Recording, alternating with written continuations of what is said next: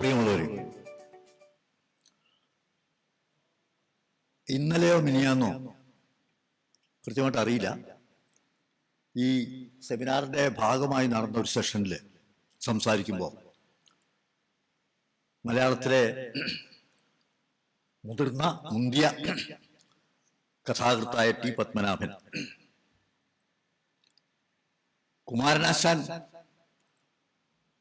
മഹാകാവ്യം എഴുതാതെ ഖണ്ഡകാവ്യം മാത്രം എഴുതിയ ഒരു മഹാകവിയാണ്. അതുപോലെ നോവൽ എഴുതാതെ ചെറുകഥ മാത്രം എഴുതി പുലർന്ന ഒരു സാഹിത്യ ജീവിതമാണ് തൻ്റേത് എന്ന് പ്രസ്താവിച്ചതായി ഞാൻ പത്രങ്ങളിൽ കാണുകയുണ്ടായി. അതോടൊപ്പം അദ്ദേഹം പറഞ്ഞൊരു കാര്യം, ചെറുകഥ അർഹമായ രീതിയിൽ അംഗീകരിക്കപ്പെടുന്നില്ല, ആദരിക്കപ്പെടുന്നില്ല എന്ന് അദ്ദേഹം പരിഭവം പറയുകയും ചെയ്തു. ഇപ്പോ വയലാർ അവാർഡ് അദ്ദേഹം ഉദാഹരിച്ചു. വയലാർ അവാർഡ് തുടർച്ചയായിട്ട് ഈ നോവലിസ്റ്റുകൾ അടിച്ചു മാറ്റാം. കഥാകൃത്തുക്കൾക്ക് കഥാസമാഹാരത്തിന് ഒരിക്കൽ പോലും ഈ അവാർഡിന് പരിഗണിക്കപ്പെട്ടിട്ടില്ല എന്ന് അദ്ദേഹം പരിഭവം പറഞ്ഞതായും ഞാൻ പത്രദ്വാര മനസ്സിലാക്കി. ഈ വയലാർ അവാർഡ് ഒരു കവിയുടെ പേരിൽ ഏർപ്പെടുത്തിയിട്ടുള്ള അവാർഡാണ്. അത് എൻ്റെ അഭിപ്രായത്തിൽ അത് കവിതയ്ക്ക് കൊടുക്കേണ്ടതാണ്. അത് ചെറുകഥയ്ക്ക് കൊടുക്കുന്നതിന് തർക്കമൊന്നുമില്ല. പക്ഷേ യഥാർത്ഥത്തിൽ അത് ചെറുകഥയ്ക്ക് കൊടുത്തില്ല എന്നുള്ളതല്ല, കവിതയ്ക്ക് മാത്രമായി സംവരണം ചെയ്യണം എന്നാണ് അതുമായി ബന്ധപ്പെട്ട് എനിക്ക് പറയാനുള്ളത്. അത് വേറൊരു വിഷയം. ഞാനിവിടെ പറയാൻ ശ്രമിക്കുന്ന കാര്യം, ഈ ചെറുകഥയെ സംബന്ധിച്ച് ചെറുകഥ ഇങ്ങനെ ഒരു അവഗണിക്കപ്പെടുന്ന ഗണമാണ് എന്ന ശ്രീ പത്മനാഭന്റെ നിരീക്ഷണത്തോട് യോജിക്കാനാവില്ല. വാസ്തവത്തിൽ ഇന്ന് മലയാള സാഹിത്യത്തിൽ ഏറ്റവും അധികം കൊണ്ടാടപ്പെടുന്ന ഒരു സാഹിത്യ വിഭാഗം ചെറുകഥയാണ്. ചെറുകഥാകൃത്തുക്കൾക്കൊക്കെ ഇപ്പൊ ഏതാണ്ട് ഒരു സെലിബ്രിറ്റി സ്റ്റാറ്റസാണ്. ചെറുകഥാകൃത്തുകൾ ഇപ്പൊ ഇന്നിപ്പോ ദേശാഭിമാനി വീക്കിൽ ഒരു ചെറുകഥാകൃത്തിന്റെ ചിത്രമാണ് മുഖചിത്രമായിട്ട് കൊടുത്തിട്ടുള്ളത്. ചെറുകഥാകൃത്തുക്കൾക്ക് വലിയ പദവിയാണ്, വലിയ അംഗീകാരമാണ്, വലിയ ആദരവാണ്, വലിയ പരിഗണനയാണ്. മാത്രമല്ല വാരികകളിൽ മുഴുവൻ 1, 2, 3 ചെറുകഥകൾ പ്രത്യക്ഷപ്പെടാത്ത വാരികകളില്ല. അവാർഡ് കമ്മിറ്റികൾ മുഴുവൻ നോവലും ചെറുകഥയും കവിതയും പരിഗണിക്കുന്നതായിട്ടാണ് കാണുന്നത്. ചെറുകഥാകൃത്തുക്കൾ മാത്രമല്ല, മലയാളത്തിലെ പല പ്രധാനപ്പെട്ട യുവ ചെറുകഥാകൃത്തുക്കളും അവരുടെ മറ്റ് തൊഴിലുകളൊക്കെ മാറ്റിവെച്ച് സിനിമയ്ക്ക് വേണ്ടി കഥ എഴുതാനും തിരക്കഥ എഴുതാനും ശ്രമിച്ചുകൊണ്ടിരിക്കുകയാണ്. അപ്പോൾ വലിയ കമ്പോള മൂല്യമുള്ള ഒരു സാധനം കൂടിയായിട്ട് നമ്മുടെ ചെറുകഥ മാറിയിട്ടുണ്ട്. എന്നാൽ ഈ വിമർശന സാഹിത്യം വളരെ വിചിത്രമായൊരു വിപര്യം നേരിട്ടുകൊണ്ടിരിക്കുകയാണ്. അവാർഡിനെ കുറിച്ച് പത്മനാഭൻ പറഞ്ഞു, സാഹിത്യ അക്കാദമി ഒഴിച്ച് മറ്റൊരു സംവിധാനം ഈ സാഹിത്യ വിമർശനം അവാർഡിന് അർഹമായ ഒരു സാഹിത്യ ശാഖയാണ് എന്ന് പോലും ഓർക്കാറില്ല. അത്രമേൽ അവഗണിക്കപ്പെട്ട ആണ്. ഇപ്പോ നോവലും ചെറുകഥയും കവിതയുമൊക്കെ ആവർത്തിച്ച് പുരസ്കരിക്കപ്പെടുമ്പോൾ എല്ലായിടത്തും അവഗണനയും തിരസ്കാരവും നേരിടുന്ന ഒരു സാഹിത്യ വിഭാഗമായി എന്തുകൊണ്ടോ മലയാള വിമർശനം മാറിയിട്ടുണ്ട് എന്നുള്ളതാണ് എൻ്റെ ഒരു നിരീക്ഷണം. ഇതിന് വസ്തുനിഷ്ഠവും ആത്മനിഷ്ഠവുമായ കാരണങ്ങളുണ്ടെന്ന് ഞാൻ കരുതുന്നു. ഇപ്പോ വിമർശനം എന്ന് പറയുന്നത് ജനാധിപത്യത്തിന്റെ പ്രാണനാണ് വിമർശനം. നമ്മുടെ നാട്ടിൽ ജനാധിപത്യം അന്യം നിൽക്കുകയാണ്. അതിൻ്റെ അനിവാര്യമായ മരണം ആസന്നമായിരിക്കുന്നു എന്ന് പലരും ആശങ്കപ്പെട്ടുകൊണ്ടിരിക്കുകയാണ്. അപ്പോൾ ഒരു രാജ്യത്ത്, ഒരു സമൂഹത്തിൽ ജനാധിപത്യ സംസ്കൃതി ജീവിച്ചിരിക്കുന്നില്ലെങ്കിൽ അവിടെ വിമർശനത്തിന് പിഴച്ചു പോകാനാവില്ല. കാരണം ജനാധിപത്യത്തിന്റെ പ്രാണനാണ് വിമർശനമെങ്കിൽ ജനാധിപത്യം മരിക്കുന്നതിന് മുമ്പ് ഈ പ്രാണൻ കൂടുവിട്ട് പോകും എന്ന് നമുക്കറിയാമല്ലോ. അപ്പൊ ഇത് ഒരു യാഥാർത്ഥ്യമാണ്. ഇന്ന് വിമർശനമില്ല. ഇന്ന് ഒന്നുകിൽ സ്തുതി അല്ലെങ്കിൽ പഴി. ഇതിന്റെ നടുക്കുള്ള സുവർണമാർഗമാണ് വിമർശനത്തിന്റെ മാർഗം. ആ വിമർശനം ഇന്ന് എവിടെയും കാണാനില്ല. ഞാൻ പറഞ്ഞു, വിമർശനത്തിന് നേരിടുന്ന ഈ അവഗണനയ്ക്ക് ആത്മനിഷ്ഠമായ കാരണങ്ങളും ഉണ്ട്. അപ്പോ നോക്കൂ, ഈ വിമർശനം നേരിടുന്ന വിമർശനത്തിന്റെ അർഹമായ അംഗീകാരം അവകാശപ്പെടാൻ മലയാളത്തിലെ വിമർശകന്മാർക്ക് കഴിയുന്നില്ല എന്നുള്ളതും ഒരു നിർഭാഗ്യകരമായ കാര്യമാണ്. വിമർശനം ഒരു ഒരു ഒരു പരിഗണിക്കപ്പെടേണ്ട ജാനറാണ് എന്ന് സ്ഥാപിച്ചെടുക്കാനുള്ള ഒരു വൈഭവം അല്ലെങ്കിൽ ഒരു അതിന് പറ്റുന്ന ഒരു ഇന്റർവെൻഷൻ സാഹിത്യ വിമർശകരുടെ ഭാഗത്തുണ്ടാവുന്നില്ല. അപ്പൊ ഞാൻ ഓർക്കാണ്, കുറേ വർഷങ്ങൾക്ക് മുമ്പ് നമ്മുടെ ടൗൺ ഹാളിലാണോ അതോ മറ്റേതോ തൃശ്ശൂരിൽ തന്നെ ഏതോ ഒരു ഹാളിൽ ഒരു പുസ്തക പ്രകാശനം നടക്കുക. ഒരുപാട് വർഷങ്ങൾക്ക് മുമ്പാണ്. ആ പുസ്തകം കേരളവർമ്മ കോളേജിലെ ഹിന്ദി പ്രൊഫസറായ സുധാംശു ചതുർവേദിയുടെ പുസ്തകങ്ങളാണ്. അദ്ദേഹം ഹിന്ദി അധ്യാപകനാണ്. ഹിന്ദിയാണ് അദ്ദേഹത്തിന്റെ മാതൃഭാഷ. ഈ സുധാംശു ചതുർവേദി കാളിദാസന്റെ കൃതികൾ ഹിന്ദിയിലേക്കും ഇംഗ്ലീഷിലേക്കും മലയാളത്തിലേക്കും ഒരേ സമയത്ത് തർജ്ജമ ചെയ്ത് പ്രസിദ്ധീകരിക്കുന്ന ഒരു പരിപാടിയാണ്. ആ പ്രകാശന ചടങ്ങിന് ഉദ്ഘാടനം ചെയ്യുന്നത് ജോസഫ് മുണ്ടശ്ശേരിയാണ്. ജോസഫ് മുണ്ടശ്ശേരി എന്ന് പറഞ്ഞാൽ അന്നേക്ക് സട കൊഴിഞ്ഞ സിംഹമായിട്ടുണ്ട്. പക്ഷെ എങ്കിലും അദ്ദേഹം ഇങ്ങനെ വേച്ചു വന്നിട്ട് വളരെ പ്രയാസപ്പെട്ട് സ്റ്റേജിൽ കയറിയിട്ട് ഈ മൈക്കിന്റെ മുമ്പിൽ ഇങ്ങനെ വന്ന് നിന്നിട്ട് സംസാരിക്കാൻ തുടങ്ങുമ്പോൾ ആദ്യം പറഞ്ഞ വാചകം ഞാൻ ഇപ്പോഴും ഓർക്കണം. അദ്ദേഹം പറഞ്ഞത്, ഈ കാളിദാസനെ മലയാളികൾക്ക് പരിചയപ്പെടുത്താൻ സുധാംശു ചതുർവേദി ബുദ്ധിമുട്ടേണ്ടതൊന്നുമില്ല. നോക്കണം, ഇദ്ദേഹത്തിന് വളരെ സാദരം കൂട്ടിക്കൊണ്ടുവന്ന് തന്റെ പുസ്തക പ്രകാശന ചടങ്ങ് ഉദ്ഘാടനം ചെയ്യാൻ വിളിച്ചിരിക്കുകയാണ്. ആ സന്ദർഭത്തിൽ തന്റെ ആതിഥേയനെ മൂഷിപ്പിക്കാൻ ഒരു മടിയും മുണ്ടശ്ശേരി കാണിക്കുന്നില്ല. അതിന് അദ്ദേഹം അത് സത്യധീരതയാണ്. നമുക്ക് ഇങ്ങനെ എങ്ങനെയപ്പോ അത് പറയാ, എന്തിനപ്പോ അത് പറയണത്? നമുക്ക് കുറച്ച് സൂചിപ്പിച്ചങ്ങ് പോയാൽ പോരെ, ആരെയും നോവിക്കാതെ തലവടി അങ്ങ് പോയാൽ പോരെ എന്ന ഒരു വളരെ വളരെ എന്താ പറയാ നിരുത്തരവാദിത്വപരമായ സത്യത്തെ വിളിച്ചു പറയണം. നിരൂപകന്റെ ഒരു തന്റെ ഇടം എന്ന് പറയുന്നത് ഏത് സമ്മർദ്ദത്തിന്റെ നടുക്കും സത്യത്തിന്റെ പതാക കൈവിറയ്ക്കാതെ ഉയർത്തിപ്പിടിക്കാനുള്ള ധീരതയാണ് നിരൂപകനെ നിന്ന് വിമർശകനെ മറ്റുള്ളവരിൽ നിന്ന് വേർതിരിക്കുന്നത്. അത്തരമൊരു ധീരത ഇന്ന് അപ്രത്യക്ഷമായിട്ടുണ്ട് എന്നുള്ളത് അതാണ് ഇന്നത്തെ നിരൂപണം നേരിടുന്ന വേറൊരു പ്രശ്നം. മൂന്നാമത്തെ ഒരു പ്രശ്നം, നമ്മുടെ മലയാള നിരൂപണം വിമർശനം എന്നുള്ള രണ്ടും പര്യായം ആയിട്ടാണ് ഞാൻ ഉപയോഗിക്കുന്നത്. നമ്മുടെ മലയാള വിമർശനത്തിന്റെ ചരിത്രത്തിൽ തന്നെ അന്തർലീനമായ ഒരു ദൗർബല്യം കൂടി ഇവിടെ ഉണ്ടെന്ന് ഞാൻ വിചാരിക്കുക.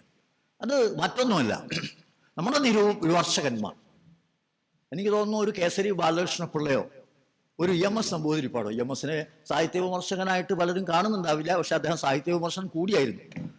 തുടങ്ങിയ ഒന്നോ രണ്ടോ അപവാദങ്ങൾ ഒഴിച്ചാൽ മലയാള വിമർശകരിൽ മഹാഭൂരിപക്ഷവും ഒരുതരം പ്രതീതിവാദത്തിന്റെ തടവുകാരാണ്.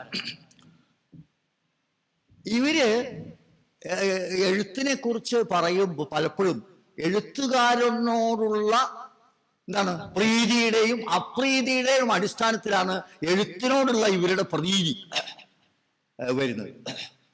ഇങ്ങനെ എഴുത്തുകാരനോടുള്ള രാഗദ്വേഷങ്ങൾക്കനുസരിച്ച് എഴുത്ത് വിലയിരുത്തുകയും വിവരിക്കപ്പെടുകയും ആസ്വദിക്കപ്പെടുകയും വ്യാഖ്യാനിക്കപ്പെടുകയും ചെയ്യുന്ന ഒരു പാരമ്പര്യം മലയാള വിമർശനത്തിൽ കാലേ തന്നെ ഉണ്ട് എന്നത് കാണണം. എന്ന് പറഞ്ഞാൽ, ഇപ്പൊ ഉദാഹരണത്തിന് ശങ്കരക്കുറുപ്പ് വിമർശിക്കപ്പെടുന്നു എന്നൊരു പുസ്തകം പഴയ കാലത്ത് വളരെ ഒരു വലിയ വലിയ ശ്രദ്ധിക്കപ്പെട്ടൊരു പുസ്തകം. അസൽ അത് ശങ്കരക്കുറുപ്പ് വിമർശിക്കപ്പെടുന്നു എന്നല്ല പറയുന്നത്, ശങ്കരക്കുറുപ്പ് പഴിക്കപ്പെടുന്നു, ഹസിക്കപ്പെടുന്നു, ഹിംസിക്കപ്പെടുന്നു എന്നൊക്കെ വേണമെങ്കിൽ അതിന് തലക്കെട്ടുള്ളൂ. അത് വിമർശനമൊന്നല്ല. ശങ്കരക്കുറുപ്പിനോടുള്ള ജിയോടുള്ള അകാരണമായ അടിസ്ഥാനരഹിതമായ അസൂയ മുഴുത്ത ചില ആളുകൾ സംഘം ചേർന്ന് തട്ടിക്കൂട്ടിയ ഒരു പുസ്തകമാണിത്. മനസ്സിലാവണോ? നമ്മുടെ ഈ ഫാൻസ് അസോസിയേഷൻസ് ഈ ഫാൻസ് അസോസിയേഷൻസ് സംഘടിതമായി ചില താരങ്ങളുടെ സിനിമ കൂവി തോൽപ്പിക്കുകയും മറ്റു ചില താരങ്ങളുടെ സിനിമ കൈയടിച്ച് പ്രചരിപ്പിക്കുകയും ചെയ്യുന്നതിൻ്റെ ഒരു ഉയർന്ന രൂപമാണ് സാഹിത്യ വിമർശനത്തിൽ നമ്മൾ കണ്ടത്. ഇപ്പം മറ്റേ ജി ശങ്കരക്കുറുപ്പിനെ ഇതുപോലെ പഴിക്കാനും ഹിംസിക്കാനും ചില ആളുകൾ ശ്രമിക്കുമ്പോൾ മറുഭാഗത്ത് എൻ വി കൃഷ്ണവാര്യർ മുതൽ ഡോക്ടർ ലീലാവതി വരെയുള്ള ആളുകൾ ഇദ്ദേഹത്തെ സ്തുതിക്കാൻ, അതും അകാരണമാണ്, അടിസ്ഥാനരഹിതമാണ്, യുക്തിരഹിതമാണ്, ഏകപക്ഷീയമായി സ്തുതിയും ഏകപക്ഷീയമായ പഴിയുമാണ് വിമർശനത്തിന്റെ കാതലായ ഈ പറഞ്ഞ ഒരു സംഭവം. അല്ലെങ്കിൽ വിമർശനം എന്ന് പറയുന്നത് അതിന് ഇപ്പോഴും പ്രായപൂർത്തി വന്നിട്ടില്ല മലയാളത്തിലെ എന്ന് പറഞ്ഞാൽ അത് ധിക്കാരാവണമെന്ന് വെച്ചില്ല. പക്ഷെ എനിക്കത് പറയാതിരിക്കാൻ നിർത്തിയില്ല. ഞാൻ ദീർഘിപ്പിക്കുന്നില്ല, പേടിക്കണ്ട. 2-3 കാര്യങ്ങളും കൂടി കൂട്ടിച്ചേർക്കുക. ഈ മലയാളത്തിൽ എന്തൊക്കെ പറഞ്ഞാലും ചിലപ്പോൾ ചില കാലങ്ങളിലെങ്കിലും അതിലെ വിമർശകൻ നിരൂപകൻ രാജ്യഭാരം നടത്തിയ സ്ഥലമാണിതെന്ന് പറയാം, നാടാണിതെന്ന് പറയാം. നിരൂപകന്മാർ എന്ന് പറഞ്ഞാൽ വഴികാട്ടികളാണ്, എഴുത്തിൻ്റെ പഥപ്രദർശകരാണ് അവർ. ഇപ്പോൾ തകഴി എന്ന് പറയുന്ന നമ്മുടെ നോവലിൻ്റെ എന്താ പറയുക പെരുന്തച്ഛൻ എന്ന് നിസ്സന്ദേഹം വിശേഷിപ്പിക്കാവുന്ന തകഴിയെപ്പോലൊരു കഥാകൃത്തിനെ, അദ്ദേഹത്തിൻ്റെ കഥാസങ്കല്പത്തെ അടിമുടി നവീകരിച്ചത് കേസരിയെ പോലുള്ള ഒരു നിരൂപകനാണെന്ന് തകഴി തന്നെ ഏറ്റു പറഞ്ഞിട്ടുണ്ട്. അതുപോലെ കുമാരനാശാൻ മറ്റു പല നിലയ്ക്കും അവഗണിക്കപ്പെടുകയും പുറന്തള്ളപ്പെടുകയും ചെയ്യുമായിരുന്ന ഒരു സാഹിത്യ ജീവിതത്തെ ഈ മലയാളത്തിലെ ഈ പ്രമാണികൾ ഇങ്ങനെ ഞെളിഞ്ഞിരിക്കുന്ന സാഹിത്യത്തിന്റെ അരങ്ങിലേക്ക് ആഘോഷപൂർവ്വം ആനയിച്ചത് AR രാജരാജവർമ്മയെ പോലുള്ള ആളുകളാണ്. അങ്ങനെയുള്ള ഒരു വലിയ തലപ്പൊക്കം ഉള്ള. പക്ഷെ ഇന്ന് അങ്ങനെ നമ്മുടെ നിരൂപകന്മാർ, വിമർശകന്മാർ ഈ എഴുത്തുകാർക്ക് അല്ലെങ്കിൽ എഴുത്തിന് വഴികാട്ടുന്നതിന് പകരം എഴുത്തുകാരുടെ പിമ്പേ നടക്കുന്ന ആളുകളായിട്ട്, അനുയായികളായിട്ട്, അനുഗാമികളായിട്ട് അധപ്പതിച്ചിട്ടില്ലേ എന്നൊരു ആശങ്ക കൂടി ഞാൻ പങ്കുവയ്ക്കുക. എന്താണ് വിമർശനത്തിന്റെ പരമമായ ദൗത്യം? എന്താണ് വിമർശനത്തിന്റെ പരമമായ ദൗത്യം? ഞാൻ വിചാരിക്കുന്നു നമ്മൾ പറയാറില്ലേ, സാഹിത്യ വിദ്യാർത്ഥികളൊക്കെ എല്ലാം പരിചയമായൊരു വാക്കാണ് എന്താണ് സബ് ടെക്സ്റ്റ് അല്ലെങ്കിൽ ധ്വനിപാഠം. സാഹിത്യത്തിന്റെ ധ്വനിപാഠം, അതില്ലെങ്കിൽ അതിന്റെ ഹൃദയം എന്ന് പറയുന്നത് കണ്ടെത്തുക എന്നുള്ളതാണ് ഒരു കൃതിയുടെ. അപ്പൊ എന്താണ് കൃതിയുടെ ധ്വനി, കൃതിയുടെ ടെക്സ്റ്റ്, കൃതിയുടെ സബ് ടെക്സ്റ്റ്, കൃതിയുടെ ആത്മാവ്? ഫ്രെഡറിക് ജെയിംസിന്റെ ഒരു പ്രയോഗം കടമെടുത്ത് പറഞ്ഞാൽ പൊളിറ്റിക്കൽ അൺകോൺഷ്യസ് എന്ന് അദ്ദേഹം പറയുന്നു. പൊളിറ്റിക്കൽ അൺകോൺഷ്യസ്, രാഷ്ട്രീയ അബോധമാണ് ഈ കൃതിയിൽ അന്തർലീനമായ, ലയിച്ചു ചേർന്ന് കിടക്കുന്ന രാഷ്ട്രീയ അബോധമാണ് ഈ കൃതിയുടെ സബ് ടെക്സ്റ്റ് എന്ന് പറയുന്നത്. ഈ അബോധം എങ്ങനെയാ കണ്ടെത്തുക? അബോധത്തിലേക്കുള്ള രാജപാതയെ കുറിച്ച് ഫ്രോയിഡ് പറയുന്നുണ്ട്. ഈ അബോധത്തിലേക്ക് പോവുക എങ്ങനെയാ? സിസ്റ്റമാറ്റിക് റീഡിംഗ് അല്ല, സിംറ്റമാറ്റിക് റീഡിംഗ്. സിംറ്റംസ് ആണ്, രോഗലക്ഷണങ്ങൾ കണ്ടെത്തി അതിൽ നിന്ന് രോഗം നിർണയിക്കുന്നത് പോലെയുള്ള ഒരു പ്രക്രിയയാണ്. അപ്പോ ഈ പൊളിറ്റിക്കൽ അൺകോൺഷ്യസ് എന്ന് പറയുന്നത് എഴുത്തുകാരന്റെ പ്രഖ്യാപനമല്ല. എഴുത്തുകാരന്റെ പ്രഖ്യാപനങ്ങളെ ഒരിക്കലും വിശ്വസിക്കരുത്. നേരെ മറിച്ച് ഈ സിംപ്റ്റമാറ്റിക് റീഡിങ്, അത് വളരെ ജാഗ്രതയോടുകൂടി, വളരെ വളരെ മെറ്റിക്കുലസ് അറ്റൻഷൻ ആവശ്യമായുള്ള ഒരു പ്രക്രിയയാണ് ഈ സിംപ്റ്റമാറ്റിക് റീഡിങ് എന്ന് പറയുന്നത്. അത് പഴച്ചുപോയാൽ എല്ലാം പഴയ്ക്കും, രോഗനിർണയം പഴയ്ക്കുന്നത്. അപ്പോ ഈ കൃതി ചെയ്യുന്നത്, ഈ കൃതിശില്പത്തിന്റെ അടരുകളിൽ ഈ രാഷ്ട്രീയ അബോധത്തെ ഒളിപ്പിച്ചു വെച്ചിരിക്കുക. നമ്മൾ അബോധത്തെ അല്ലെ സപ്രസ് ചെയ്യുക, അല്ലെങ്കിൽ റിപ്രഷൻ എന്ന് പറയില്ല. ഈ റിപ്രഷനും ഉണ്ട്, എക്സ്പ്രഷനും ഉണ്ട് ടെക്സ്റ്റിനകത്ത്. ഈ റിപ്രഷന്റെയും എക്സ്പ്രഷന്റെയും നടുക്കുള്ള നൂൽപ്പാലത്തിലൂടെ സഞ്ചരിച്ച് ഈ രാഷ്ട്രീയ അബോധത്തിന്റെ നടയിലേക്ക് എത്തുക എന്നതാണ് നിരൂപണത്തിന്റെ പരമധർമ്മം എന്ന് ഈ ഫ്രെഡറിക് ജെയിംസിനെ ആശ്രയിച്ചുകൊണ്ട് ഞാൻ ആവർത്തിക്കുകയാണ്. എന്നാൽ അതിന് നമ്മുടെ വിമർശകന്മാർക്ക് സാധിക്കുന്നുണ്ടോ? ഇന്നലെ സാധിച്ചിട്ടുണ്ടോ? ഇന്ന് സാധിക്കുന്നുണ്ടോ? നാളെ സാധിക്കുമെന്ന് പ്രതീക്ഷിക്കാൻ വകയുണ്ടോ? ഞാൻ ഒറ്റ ഉദാഹരണം പറയാം. നിരൂപകൻ ഈ പറഞ്ഞ ഈ പൊളിറ്റിക്കൽ അൺകോൺഷ്യസ് എന്ന ഈ പറഞ്ഞ ഇതിന്റെ ടെക്സ്റ്റിന്റെ ഈ ധ്വനിപാഠത്തിലേക്ക് സഞ്ചരിച്ചെത്താൻ സാധിക്കണമെങ്കിൽ സൗന്ദര്യബോധം മാത്രം പോരാ, ചരിത്രബോധം കൂടി വേണം. നമ്മുടെ വിമർശകന്മാർക്ക് വലിയ ചരിത്രബോധം കമ്മിയാണ്. നമ്മൾ വലിയ വിമർശകന്മാർ, നമ്മൾ ഈ ആദരിക്കുന്ന ആളുകളുടെ പോലും കൃതികളിൽ ഈ ചരിത്രബോധത്തിന്റെ അഭാവം വളരെ പ്രകടമാണ്. ഞാനൊരു ഉദാഹരണം പറഞ്ഞാൽ, അഴീക്കോട് മാഷിന്റെ ഏറ്റവും പ്രധാനപ്പെട്ട അദ്ദേഹത്തിന്റെ മാഗ്നം ഓപ്പസ് എന്ന് പറയുന്നത് ആശാന്റെ സീതാകാവ്യ എന്നാണ് എൻ്റെ ഒരു അഭിപ്രായം. ആ ആശാന്റെ സീതാകാവ്യത്തിൽ അദ്ദേഹം പറയുന്നുണ്ട്, ഈ രാമായണ കാവ്യങ്ങളിൽ വാൽമീകിയുടെ രാമായണത്തിലടക്കം ഈ പരിത്യക്തയായ സീതയ്ക്ക് ചുറ്റും നിബിഡമായ ഒരു മൗനം ഉണ്ടാവും. പരിത്യക്തയായ സീതയ്ക്ക് ചുറ്റും ഒരു മൗനമാണ്. സീത സംസാരിക്കുന്നില്ല, സീതയുടെ ഹൃദയവികാരങ്ങൾ ആവിഷ്കരിക്കപ്പെടുന്നില്ല, സീതയ്ക്ക് ശബ്ദമില്ല അവിടെ. എന്നാൽ ആ പരിത്യക്തയായ സീതയ്ക്ക് ചുറ്റും തങ്ങി നിൽക്കുന്ന ഈ നിബിഡമായ മൗനത്തിന് ഒരു നാക്ക്, വചോബലമുള്ള ഒരു നാക്ക് നൽകുകയാണ് കുമാരനാശാൻ സീതാകാവ്യത്തിൽ ചെയ്തത് എന്നാണ് അഴീക്കോടിന്റെ ഒരു വളരെ പ്രധാനപ്പെട്ട ഒരു നിരീക്ഷണം. പക്ഷെ അതിനെങ്ങനെ സാധിച്ചു കവിക്ക്? അതിനദ്ദേഹം പറയുന്ന വിശദീകരണം, പെട്ടെന്നുള്ള വെളിച്ചത്താലോ സമർത്ഥമായ പരിശോധനയാലോ ആണ് ഈ പറഞ്ഞ എന്ന് പറഞ്ഞാൽ വാൽമീകിയുടെ കൃതിയിലടക്കം ഉള്ള ഒരു മൗനം, ഒരു വിടവ്, ഒരു ആബ്സെൻസ്, അതിനെ കണ്ടെത്താൻ കുമാരനാശാന് കഴിഞ്ഞത് പെട്ടെന്നുള്ള വെളിച്ചത്താൽ. ഏതാ ഈ പെട്ടെന്നുള്ള വെളിച്ചം? ഒരു തരം ഇൻഡ്യൂഷൻ ആണ് അദ്ദേഹം ഉദ്ദേശിക്കുന്നത്. പക്ഷെ യഥാർത്ഥത്തിൽ അതല്ല. യഥാർത്ഥത്തിൽ കേരളത്തിന്റെ ചരിത്ര ചക്രവാളത്തിൽ ഉദിച്ച നവോത്ഥാനത്തിന്റെ വെളിച്ചമാണ് കുമാരനാശാനെ കൊണ്ട് ചിന്താവിഷ്ടയായ സീത എഴുതിച്ചത്. ഈ നിശബ്ദതയുടെ താഴ്വരയായി മാറിയ ഈ സ്ത്രീയുടെ ശബ്ദം ഇങ്ങനെ മുഴങ്ങുന്ന രീതിയിൽ, മുഖരമാവുന്ന രീതിയിൽ കാവ്യത്തിൽ അവതരിപ്പിക്കാൻ കുമാരനാശാന് സാധിച്ചത് ഈ നവോത്ഥാനം സൃഷ്ടിച്ച ഒരു അന്തരീക്ഷം. ഇത് കാണാൻ എന്തുകൊണ്ടോ സുകുമാർ അഴീക്കോടിന് കഴിയാതെ പോയി. അതിന് കാരണം എന്താ? അദ്ദേഹത്തിന് ചരിത്രബോധമില്ല. ഇത് ഞാൻ ദീർഘിപ്പിക്കുന്നില്ല. രണ്ട് കാര്യങ്ങളും കൂടി കൂട്ടിച്ചേർത്ത് ഞാനിത് അവസാനിപ്പിക്കാം. ഈ ചരിത്രബോധത്തിന്റെ കമ്മി എന്ന് പറയുന്നത് വിമർശകർക്ക് മാത്രമുള്ളതല്ല കേട്ടോ, നമ്മുടെ എഴുത്തുകാർക്കും പൊതുവെ ഇത് ഷെയർ ചെയ്തിട്ട്. എഴുത്തുകാർക്കും ചരിത്രബോധമില്ല. ഇപ്പൊ നോക്കിക്കോളൂ, ചരിത്രബോധം ഉണ്ടെങ്കിലേ വർത്തമാനകാലത്തെ കാണാൻ പറ്റും. വർത്തമാനകാലത്തിന്റെ സങ്കീർണമായ സമസ്യകൾക്ക് ഉത്തരം കാണണമെങ്കിൽ ചരിത്രബോധം ഉണ്ടാവും. ഈ ചരിത്രബോധം നമ്മുടെ എഴുത്തുകാർക്കും കമ്മിയാണ്. അപ്പൊ ഇന്നത്തെ ഇന്ത്യയുടെ വർത്തമാനം എന്ന് പറഞ്ഞാൽ എന്താ? ഇന്നത്തെ ഇന്ത്യയുടെ വർത്തമാനകാല യാഥാർത്ഥ്യം എന്ന് പറഞ്ഞാൽ എന്താ?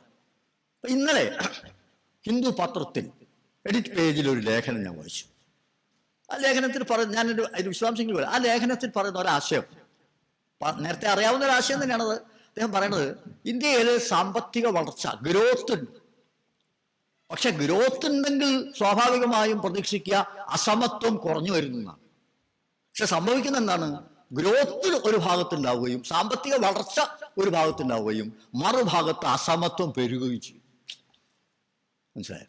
അപ്പോ ലോകത്തിൽ തന്നെ അസമത്വം ഏറ്റവും കൂടുതലുള്ള രാജ്യങ്ങളിൽ ഒന്നാണ് ഇന്ത്യ എന്ന് ആധികാരിക പഠനങ്ങളെ ഉദ്ധരിച്ചുകൊണ്ട് ആ ലേഖകൻ പറയുന്നുണ്ട്. അപ്പൊ എന്താ ഇത് കാണിക്കുന്നത്? സമ്പത്തിന്റെ ഈ ഗിരിശിഖരങ്ങൾ ഇങ്ങനെ ഉയരുകയും ഒരു ഭാഗത്ത് ഉയർന്നു പോവുകയും സമാന്തരമായി ദാരിദ്ര്യത്തിന്റെ പാതാളത്തിന്റെ ആഴം വർദ്ധിക്കുകയും ചെയ്തുകൊണ്ടിരിക്കുകയാണ്. ഇതാണ് ഇന്ത്യയുടെ യാഥാർത്ഥ്യം. ഇതാണ് മേജർ കോൺഫ്ലിക്റ്റ് ഇന്ന് ഇന്ത്യയിൽ. പക്ഷെ നോക്കൂ, നമ്മുടെ പത്രങ്ങളിലോ നമ്മുടെ മാധ്യമങ്ങളിലോ നമ്മുടെ സാഹിത്യകൃതികളിലോ നമ്മുടെ സിനിമകളിലോ നമ്മുടെ പൊതുജീവിതത്തിലോ നമ്മുടെ സംവാദങ്ങളിലോ ഈ മുഖ്യ സംഘർഷത്തെക്കുറിച്ച് ആരെങ്കിലും സംസാരിക്കുന്നുണ്ടോ? അപ്പോ വർക്കിംഗ് ക്ലാസ് എന്ന് പറയുന്നത് ഒരു ഏറെക്കുറെ ഇൻവിസിബിൾ ആണ് ഇപ്പോൾ നമ്മുടെ ബൗദ്ധിക ജീവിതത്തിൽ, നമ്മുടെ സാംസ്കാരിക ജീവിതത്തിൽ, നമ്മുടെ സാഹിത്യാഖ്യാനങ്ങളിൽ ഇൻവിസിബിൾ ആണ്. ഇപ്പോ പാർലമെന്റിൽ സ്ത്രീകൾക്കുടെ പ്രവേശനം സംവരണം സംബന്ധിച്ച് വലിയ 13% അപ്പോൾ അവർ പറയാൻ വിചാരിക്കും. സ്ത്രീകളുടെ പ്രാതിനിധ്യത്തെ കുറിച്ച് നമ്മൾ പറയുന്നുണ്ട്, ദളിത് പ്രാതിനിധ്യത്തെക്കുറിച്ച് പറയുന്നുണ്ട്, മൈനോറിറ്റി പ്രാതിനിധ്യത്തെക്കുറിച്ച് പറയുന്നുണ്ട്, LGBT പ്രാതിനിധ്യത്തെക്കുറിച്ച് പറയുന്നുണ്ട്. പക്ഷെ തൊഴിലാളികൾക്ക് എത്ര പ്രാതിനിധ്യം ഉണ്ടെന്ന് ആര് ചോദിക്കില്ല. വാസ്തവത്തിൽ ഇന്ത്യയിലെ ലോകത്തിൽ തന്നെ ഏതാണ്ട് 60-65% ആളുകൾ തൊഴിലാളികളാണ്, മഹാഭൂരിപക്ഷം തൊഴിലാളികളാണ്. ഈ മഹാഭൂരിപക്ഷം വരുന്ന തൊഴിലാളികളുടെ റെപ്രസെന്റേഷൻ പാർലമെന്റിലും പഞ്ചായത്തിലും എത്രയുണ്ട് ആരെങ്കിലും പരിശോധിച്ചിട്ടുണ്ട്? അതൊരു ചർച്ചാ വിഷയമാവുന്നു. അപ്പൊ തൊഴിലാളി എന്ന് പറയുന്നത് ഇൻവിസിബിളാണ്. ഇതാണ് നമ്മുടെ സാഹിത്യത്തിൽ ഇപ്പൊ സംഭവിച്ചുകൊണ്ടിരിക്കുന്നത്.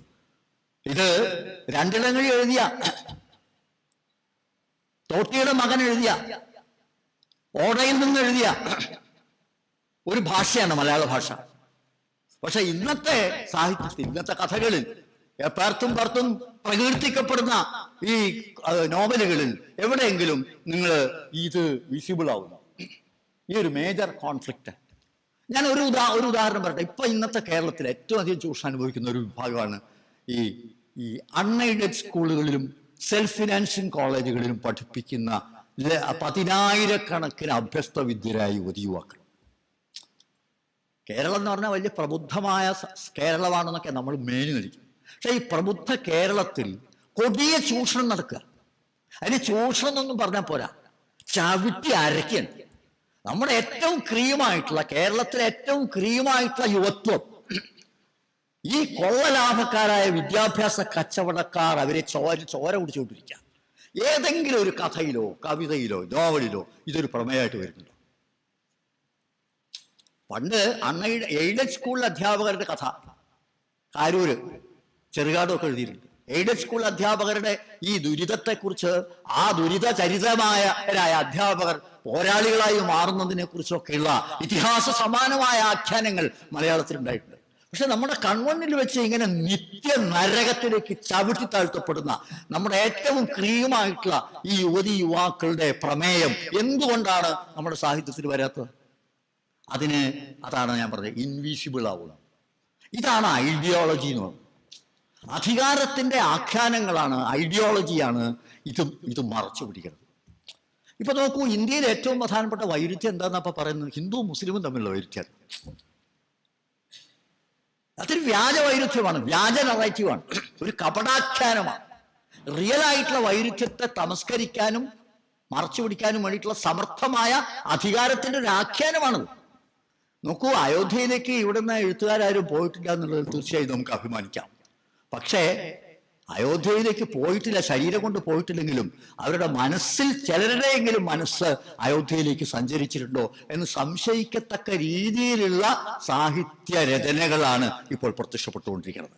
അതുകൊണ്ട് വിമർശകൻ അപ്പോൾ വലതുപക്ഷ ആശയങ്ങൾ, വലതുപക്ഷ പ്രത്യയശാസ്ത്രം എന്ന് പറയുന്നത് എഴുത്തിലെപ്പോഴും എന്താണ്? പ്രത്യയശാസ്ത്രത്തിന്റെ പ്രത്യേകത എന്താണ്? എഴുത്തിൽ പ്രത്യയശാസ്ത്രം എന്ന് പറയുന്നത് ഏറ്റവും ഇൻഫ്ലുവൻസ് ചെലുത്തുന്നത് അത് ഏറ്റവും ഇൻവിസിബിൾ ആവുമ്പോഴാണ്. ഞാൻ വർക്കിംഗ് ക്ലാസ് ഇൻവിസിബിളാന്ന് പറഞ്ഞു. അതുപോലെ തന്നെയാണ് വലതുപക്ഷ പ്രത്യയശാസ്ത്രം ഇൻവിസിബിളാണ്. നമ്മുടെ സാഹിത്യത്തിൽ പെട്ടെന്ന് നോക്കിയാൽ കാണില്ല.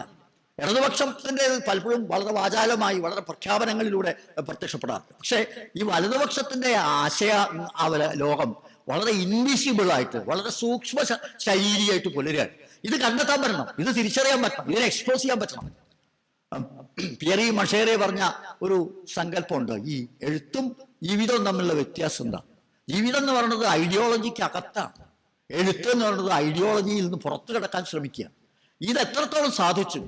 ഈ അധികാരത്തിന്റെ പ്രത്യയശാസ്ത്രത്തിന്റെ അകത്ത് കുടുങ്ങിക്കിടക്കുന്ന ജീവിതമല്ല കല, ആ ജീവിതത്തുനിന്ന്, ഈ പ്രത്യയശാസ്ത്ര അധീശത്വത്തിന് പുറത്തു കിടക്കാനുള്ള സർഗധീരതയാണ് എഴുത്തെന്ന് പറയുന്നത്. ഇതിന്റെ അകലം എത്രത്തോളം നമ്മുടെ സാഹിത്യത്തിൽ കാണാനുണ്ട് തുടങ്ങിയ വിഷയങ്ങളാണ് ഗൗരവമായ പരിശോധനയ്ക്കും പരിഗണനയ്ക്കും വിമർശനത്തിനും വിശകലനത്തിനും വിധേയമാകേണ്ടത്.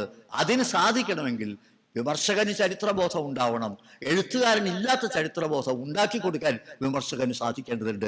ഞാൻ അവസാനിപ്പിക്കുകയാണ് ഒരു കാര്യം കൊണ്ട് പറഞ്ഞുകൊണ്ട്. ചരിത്രബോധം ഇല്ല നമ്മുടെ എഴുത്തുകാർക്കെന്ന് പറഞ്ഞല്ലോ, പക്ഷേ ചരിത്രബോധം കൊണ്ട് തുടിക്കുന്ന ചില രചനകൾ ഈ അടുത്ത കാലത്ത് വന്നതിനെ കുറിച്ച് പരാമർശിക്കാതെ പോകുന്നത് കുറ്റകൃത്യമായിരിക്കും. ഒറ്റ ഉദാഹരണം ഞാൻ മാത്രമേ പറയാം. ബാലചന്ദ്രൻ ചുള്ളിക്കാട് മാതൃഭൂമി ആഴ്ചയൊപ്പിൽ എഴുതിയ 2 കവിതകൾ. ഒന്ന് തോട്ടി എന്നാണ് കവിതയുടെ പേര്. ആ തോട്ടി എന്ന കവിത M.M. ലോറൻസ് എന്ന് പറയുന്ന ഒരു കമ്മ്യൂണിസ്റ്റ് നേതാവിനെ വിഷയമാക്കിക്കൊണ്ടുള്ള കവിതയാണ്. മറക്കാമോ എന്നൊരു കവിതയുണ്ട്, അത് P.G. ആന്റണിയാണ് അതിലൊരു വിഷയം. അപ്പൊ ഞാൻ വിശദാംശങ്ങൾക്ക് പോകില്ല. അപ്പൊ ഇത് ചെയ്തിട്ടുള്ളതാ ലോറൻസ്. ശ്രദ്ധിക്കേണ്ട കാര്യം ഞാൻ നേരത്തെ പറഞ്ഞു, വാഴ്ത്തലും പുകഴ്ത്തലും ഇകഴ്ത്തലുമാണ് ഇന്ന് നടക്കുന്നത്. പക്ഷെ ലോറൻസിനെ പോലെ ഒരാളെ പുകഴ്ത്തിയിട്ട് ഒരു കാര്യമില്ല, ആർക്കൊന്നും കിട്ടാനുമില്ല. മനസ്സിലായോ? ആ ലോറൻസ് ആണ് ഈ കവിതയുടെ വിഷയം എന്ന് ശ്രദ്ധിച്ചോളാം. അതിൽ പറയണത് എന്താ? ഈ ലോറൻസ് എന്നെ പറ്റി പറഞ്ഞത് പൊക്കിളിൽ നിന്ന് ചെങ്കൊടി വലിച്ചൂരിയില്ല. പൊക്കിളിൽ നിന്ന് ചെങ്കൊടി വലിച്ചൂരി എന്നൊരു പ്രയോഗം. പൊക്കിൾ കൊടി എന്നൊരു പ്രയോഗം നമുക്ക് സുപരിതമാണ്. പൊക്കിൾ കൊടി എന്ന് പറഞ്ഞാൽ എന്താ? ജൈവബന്ധത്തിന്റെ ഒരു സാധനം പൊക്കിൾ കൊടി ബന്ധം എന്ന് പറഞ്ഞാൽ അതിന് വലിയൊരു ബന്ധമില്ല. അപ്പൊ പൊക്കിളിൽ നിന്ന് ചെങ്കൊടി വലിച്ചൂരി എന്ന് പറഞ്ഞാൽ എന്താ? ചെങ്കൊടിയായിട്ടുള്ള ഈ പൊക്കിൾ കൊടി ബന്ധത്തെ കുറിച്ചാണ്. ഈ ഒരു കാലത്ത് ഇവിടെ നിലനിന്നിരുന്ന ഈ കമ്മ്യൂണിസ്റ്റ് പ്രയോഗത്തിന്റെ ഒരു പ്രത്യേകത ഈ ചെങ്കൊടിയുമായിട്ട്, കമ്മ്യൂണിസ്റ്റ് ഐഡിയോളജിയുമായിട്ട്, അതിന്റെ സ്വപ്നങ്ങളുമായിട്ടുള്ള ഒരു ജൈവബന്ധം. ജൈവ ബുദ്ധിജീവികളെ കുറിച്ച് ഗ്രാംഷി പറയുന്നുണ്ട്. ജൈവ വിപ്ലവകാരികളുണ്ട്. ആ ജൈവ വിപ്ലവകാരികളുടെ വംശത്തിൽപ്പെട്ട ഒരാളാണ് MM ലോറൻസ്. അതുകൊണ്ടാണ് ലോറൻസിനെ ഒരു വിഷയമാക്കിയിട്ടുള്ളത്. എന്നിട്ട് ഈ കവി പറയാണ്, ഈ തോട്ടി എന്നാണ് കവിതയിലെ വിഷയം. ഈ കവി പറയാണ്, ഈ ലോറൻസ് ഇങ്ങനെ ഭൂമിയുടെ പടവുകൾ ഇറങ്ങിച്ചെന്ന് ഈ കുപ്പയാണ്ടിയുടെ തോളിൽ കൈവച്ച് ലോറൻസ് ചേട്ടൻ വിളിച്ചു സഖാവേ. അതൊരു വലിയ പാരഡൈം ഷിഫ്റ്റാണ്. അതുവരെയുള്ള ആളുകളൊക്കെ ഈ പണിയെടുക്കുന്ന പതിത ജനതയോട് അനുഭാവം പ്രകടിപ്പിച്ചിരുന്നു, സഹാനുഭൂതി പ്രകടിപ്പിച്ചിരുന്നു. പക്ഷെ അവരുമായിട്ട് ഐക്യപ്പെടുക, അതാണ് കമ്മ്യൂണിസ്റ്റുകാർ ചെയ്തിട്ടുള്ള ഒരു പ്രധാനപ്പെട്ട ദൗത്യം. ഈ കേരള ചരിത്രത്തിന്റെ സ്പെസിഫിസിറ്റി നിങ്ങൾക്ക് കാണുന്നത് അവിടെയാണ്. അതാണ് ചരിത്രബോധം. അതിനെ ഇങ്ങനെ അതിന്റെ അടിയില് ഇങ്ങനെ കവിത കൊണ്ട് വരയ്ക്കാണ്. ഞാൻ അവസാനിപ്പിക്കാന്ന് പലതവണ പറഞ്ഞു അല്ലേ? പക്ഷെ ഇത് ശരിക്കും അവസാനിപ്പിക്കുകയാണ്.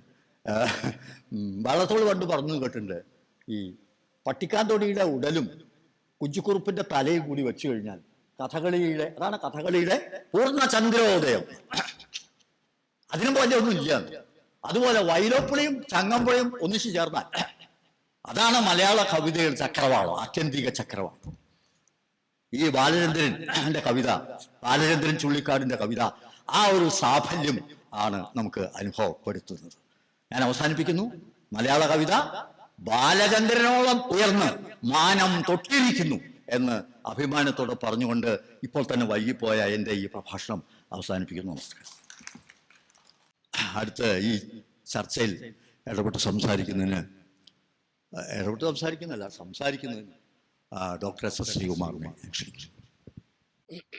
പ്രിയപ്പെട്ടവർ, ഈ ഇരുന്നുകൊണ്ട് പ്രവേശിക്കുന്നു എന്ന ശൈലി എന്തായാലും കൊള്ളാവുന്ന ഒരു കാര്യമാണ്. പക്ഷേ ഈ പ്രസംഗം ശീലമാക്കിയ പ്രസംഗ തൊഴിലാളികൾക്ക് അത് കുറച്ച് ബുദ്ധിമുട്ടുണ്ടാക്കുന്ന ഒരു കാര്യമാണ്. കാരണം വേദിയിലെ നിൽപ്പും ആൾക്കാരുടെ ദർശനവും അവരുടെ മുഖത്തുണ്ടാകുന്ന ഭാവങ്ങൾ അനുസരിച്ച് നമ്മുടെ പ്രഭാഷണത്തെ മര്യാദയ്ക്ക് തിരിച്ചുവിടാൻ ഒക്കെ ഉള്ള അവസരം സത്യത്തിൽ ഈ ഇരിപ്പ് ഇല്ലാതാക്കുന്നുണ്ട്. എങ്കിലും ഈ ചർച്ചയിൽ ഞാൻ സന്തോഷപൂർവ്വം പങ്കെടുക്കാമെന്ന് സമ്മതിക്കുന്നു. പക്ഷേ ഇവിടെ വരുന്ന സമയത്ത് എന്നെ ഭയങ്കരമായിട്ട് ദുഃഖിപ്പിച്ചൊരു കാര്യമുണ്ട്. പക്ഷെ എന്നെ സന്തോഷിപ്പിച്ചൊരു കാര്യമുണ്ട്. സന്തോഷിപ്പിച്ച കാര്യം ആദ്യം പറയാം. മോഡറേറ്ററുടെ ഉപക്രമ പ്രസംഗത്തിൽ നാരായണൻ മാഷ് പറഞ്ഞ ചില കാര്യങ്ങളോട് ഞാൻ പൂർണ്ണമായിട്ട് യോജിക്കുന്നു. അതൊന്ന്, നമ്മുടെ മലയാള വിമർശനം ഇന്ന് തകർച്ചയിലാണ്. 2, ജനാധിപത്യമില്ലായ്മയാണ് അതിൻ്റെ പ്രധാനപ്പെട്ട കാരണം. മലയാള സാഹിത്യ വിമർശനത്തിൽ പ്രതീത്യാത്മക വിമർശകർക്കായിരുന്നു ഭൂരിപക്ഷം. അപ്പൊ ഇത്തരത്തിലുള്ള ഇവയോടെല്ലാം ഞാൻ പൂർണ്ണമായിട്ട് യോജിക്കുന്നു. പക്ഷേ ഈ രോഗത്തിൻ്റെ ചികിത്സ നമ്മൾ എങ്ങനെ ആരംഭിക്കണം, അക്കാര്യത്തിലാണ് നമുക്ക് പലപ്പോഴും അഭിപ്രായ വ്യത്യാസങ്ങൾ ഉണ്ടാകാവുന്നത്. അപ്പൊ മലയാള വിമർശനത്തിന്റെ ഇന്നത്തെ ജീവിതം വളരെ ദയനീയമാണ്. സാഹിത്യകൃതികളെ വേണ്ട തരത്തിൽ സാഹിത്യകൃതികളെ കുറിച്ചുള്ള അഭിപ്രായ രൂപീകരണം വിമർശകന്മാർക്ക് കഴിയുന്നില്ല എന്നൊക്കെ വസ്തുതയാണ്. എന്താണ് ഇതിൻ്റെ അടിസ്ഥാന കാരണം? നാട്ടുപുറത്തൊരു ചൊല്ലുണ്ട്, പേറ്റിലെ പിഴച്ചു എന്നാണ്. അതുപോലെ മലയാള വിമർശനത്തിന്റെ ഏറ്റവും വലിയ തകർച്ചയ്ക്കുള്ള കാരണം എന്ന് പറയുന്നത് മലയാള സാഹിത്യ വിമർശനം, അതിന്റെ ചരിത്രം, അങ്ങനെ ഒരു ചരിത്ര ഗ്രന്ഥം ഉണ്ടായിട്ടുണ്ട് മലയാളത്തിൽ. സുകുമാർ അഴീക്കോട് എഴുതിയ മലയാള സാഹിത്യ വിമർശനം എന്ന പുസ്തകം, അത് മലയാള വിമർശനത്തിലെ വൈദേശിക സ്വാധീനം എന്ന അദ്ദേഹത്തിന്റെ ഗവേഷണ പ്രബന്ധത്തിന്റെ പുസ്തക രൂപമാണ്.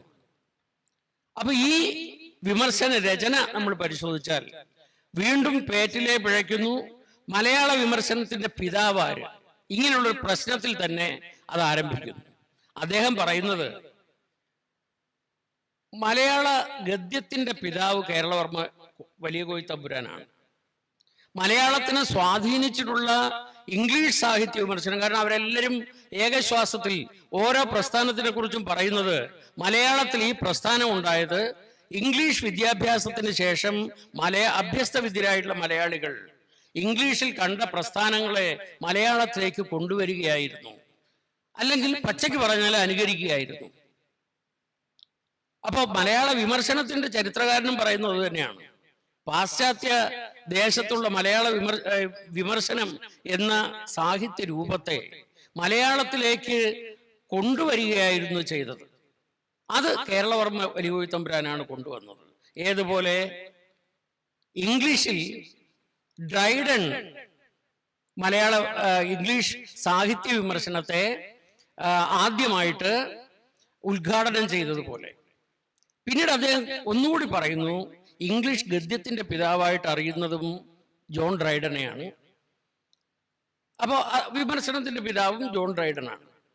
മലയാള ഗദ്യത്തിന്റെ പിതാവ്, ആലോചിക്കണം, മിഷണറി മലയാളത്തിനെ ഒക്കെ വിസ്മരിച്ചുകൊണ്ട് പറയുകയാണ്, തിരുവിതാംകൂർ തിരുവിതാംകൂർ ഗവൺമെന്റ് നിയമിച്ച പാഠപുസ്തക കമ്മിറ്റിയുടെ ഒരു അംഗവും പിന്നീട് ചെയർമാനും എന്നുള്ള നിലയിൽ കേരളവർമ്മ വലിയ കോയി തമ്പുരാനാണ് മലയാള ഗദ്യത്തെ സൃഷ്ടിച്ചത് എന്നാണ്. അപ്പോ ഡ്രൈഡൻ മലയാള ഇംഗ്ലീഷ് ഗദ്യത്തിന്റെ പിതാവും ഇംഗ്ലീഷ് വിമർശനത്തിന്റെ പിതാവുമാണ്. ഇവിടെ കേരളവർമ്മ വലിയ കോയി തമ്പുരാൻ മലയാള ഗദ്യത്തിന്റെ പിതാവാണ്. ദെയർഫോർ മലയാള വിമർശനത്തിന്റെ പിതാവ് കേരളവർമ്മ വലിയ കോയി തമ്പുരാനാണ്. ഇതാണ് അദ്ദേഹം മുന്നോട്ട് വയ്ക്കുന്ന യുക്തി. യുക്തിബോധമുള്ള നമ്മൾ സത്യത്തിൽ ആലോചിച്ച് നോക്കേണ്ടത് ഇതൊരു യുക്തിയാണ്, ആണെന്നും സമ്മതിക്കാം, പക്ഷേ അതിന് നമ്മൾ വിളിക്കുക കുയുക്തി എന്നാണ്. ഇപ്പൊ സാഹിത്യ വിമർശനം എന്നത് ഗദ്യത്തിലുണ്ടായ ഒരു സാഹിത്യ രൂപമാണ്, അതിനകത്ത് ആർക്കും തർക്കമില്ല. അപ്പൊ സാഹിത്യ വിമർശനത്തിന്റെ കേരളവർമ്മയുടെ വിമർശനത്തിന്റെ മാതൃകയായിട്ട് അഴീക്കോട് അവതരിപ്പിക്കുന്നത് കേരളവർമ്മ വലിയ കോയി തമ്പുരാൻ കൊടുത്തൊരു സർട്ടിഫിക്കറ്റാണ്. അമ്മാവിനുള്ള തളിർ നവ്യ വസന്തലക്ഷ്മി സമ്മാനമേകുവത് തിന്നു കഴിഞ്ഞിടുമ്പോൾ അമ്മാ പുറപ്പെടും ഇളങ്കുയിലിന്റെ പാട്ടും അമ്മാളും അമ്മയുടെ സൂക്തിയും ഒന്നുപോലെ. ഇതാണ് ആദ്യ വിമർശന മാതൃക. അദ്ദേഹത്തിന്റെ ഗവേഷണ പ്രബന്ധത്തിലുള്ളതാണ്. പക്ഷേ അദ്ദേഹത്തിന്റെ കൂടെ PhD എടുത്ത അദ്ദേഹത്തിന്റെ ശിഷ്യൻ ആണ് ഡോക്ടർ TP സുകുമാരൻ. ആ വിമർശകനെ കുറിച്ച് മലയാളം കൂടുതലൊന്നും അറിഞ്ഞിട്ടില്ല, കാരണം അറിയിക്കാൻ വേണ്ടി അദ്ദേഹം നിന്നു കൊടുത്തിട്ടില്ല എന്നുള്ളത്. അപ്പോ ഡോക്ടർ TP സുകുമാരൻ പറയുന്ന ഒരു കാര്യം, മലയാള വിമർശനത്തിന്റെ പിതാവ് കേരളവർമ്മ വലിയ കോയി തമ്പുരാനല്ല, CP അച്യുതമേനോനാണ്. 1889 കല്യാണി നാടകത്തിൽ എഴുതിയ വിമർശനത്തിൽ, ആത്മപോഷണിയിൽ എഴുതിയ വിദ്യാവിനോദിനി എഴുതിയ വിമർശനത്തിലൂടെ അദ്ദേഹമാണ് മലയാള സാഹിത്യ വിമർശനത്തിന് പ്രാരംഭം കുറിച്ചത്. അപ്പൊ ഇനിയിപ്പോ ഈ വിമർശനം എന്ന് പറയുന്നപ്പോ നമുക്കൊരു പ്രശ്നമായി. അപ്പൊ ഈ പദ്യത്തിൽ എഴുതിയ ആളിനെ ആ ഒറ്റ കാരണം കൊണ്ട് അംഗീകരിക്കാതെ ഇരിക്കണമോ? ഡ്രൈഡനെ പോലെയാണ് കേരളവർമ്മ എന്ന് പറഞ്ഞു പോയത് കൊണ്ട് അദ്ദേഹത്തിന് നമ്മൾ ഒഴിവാക്കണമോ? പക്ഷേ എന്താണ് നിരൂപണം? പദ്യത്തിൽ എഴുതിക്കോട്ടെ, സാരമില്ല. പക്ഷേ കുട്ടിക്കൃഷ്ണമാരാർ നിർവചിച്ചിട്ടുണ്ട് എന്താണ് നിരൂപണം. ഒരു കൃതി തനിക്ക് ഇഷ്ടമോ അല്ലയോ എന്ന് തൻ്റെ ഉള്ളിൽ തോന്നുന്ന അഭിപ്രായത്തിന് തൻ്റെ സംസ്കാര മണ്ഡലത്തോട് ഇണങ്ങുന്ന ആളുകളെ അനുനയിച്ചടുപ്പിക്കും വിധം യുക്തിപരവും സുന്ദരവുമായ രൂപം കൊടുക്കുന്നതാണ് നിരൂപണം. എൻ്റെ അറിവിൽ, ഞാൻ കുറച്ചൊക്കെ ഇംഗ്ലീഷ് പുസ്തകങ്ങളൊക്കെ വായിച്ചിട്ട്, ഇത്ര സമഗ്രമായൊരു നിർവചനം വേറെ എൻ്റെ ദൃഷ്ടിയിൽ സാഹിത്യ വിമർശനത്തിനെ കുറിച്ച് മാരാരെ പോലെ ചെയ്തിട്ടില്ല. പക്ഷേ നമ്മൾ മാരാരെ ഒരു ആന്റി മാർക്സിസ്റ്റാണ്, അദ്ദേഹം ഒരു പണ്ഡിത മൂഢനാണ്, ഇത്തരത്തിൽ നമ്മൾ എഴുതിത്തള്ളി അദ്ദേഹത്തെ. പക്ഷേ അദ്ദേഹം പറഞ്ഞിട്ടുള്ള കാര്യങ്ങൾ അത് ശരിക്കും ഉപയോഗിക്കുകയാണെങ്കിൽ കേരളത്തിലെ ഭൗതികവാദ വിമർശനത്തിന് ഏറ്റവും വലിയ ഉപലബ്ധി ആയിരിക്കും അത്. ഒറ്റ കാര്യം മാത്രം, പക്ഷപാതമില്ലാതെ കണ്ട് നിരൂപണമില്ല എന്നൊരു അഭിപ്രായം അദ്ദേഹത്തിൻ്റെതായിട്ടുണ്ട്. സ്വന്തം ആശയാദർശങ്ങളോടുള്ള പക്ഷപാതം, ബാഹ്യപക്ഷപാതമല്ല, അതുള്ള ഒരാളെ ഒരു വിമർശകനാവും. ആ രീതിയിൽ പുരോഗമന സാഹിത്യത്തിന്റെ ആശയഗതികളോട് സത്യത്തിൽ ആനുകൂല്യം പ്രകടിപ്പിച്ചയാളാണ് കുട്ടിക്കൃഷ്ണ മാരാർ എന്ന് കാണാം. സാഹിത്യ വിദ്യയിലും അത് തുടരുന്നുണ്ട്. സാഹിത്യ വിദ്യയിൽ അദ്ദേഹം പറയുന്നു, ഇന്ത്യക്കാർ സാഹിത്യത്തെ ഒരു കലയായിട്ടല്ല വിദ്യയായിട്ടാണ് പരിഗണിച്ചിട്ടുള്ളത്.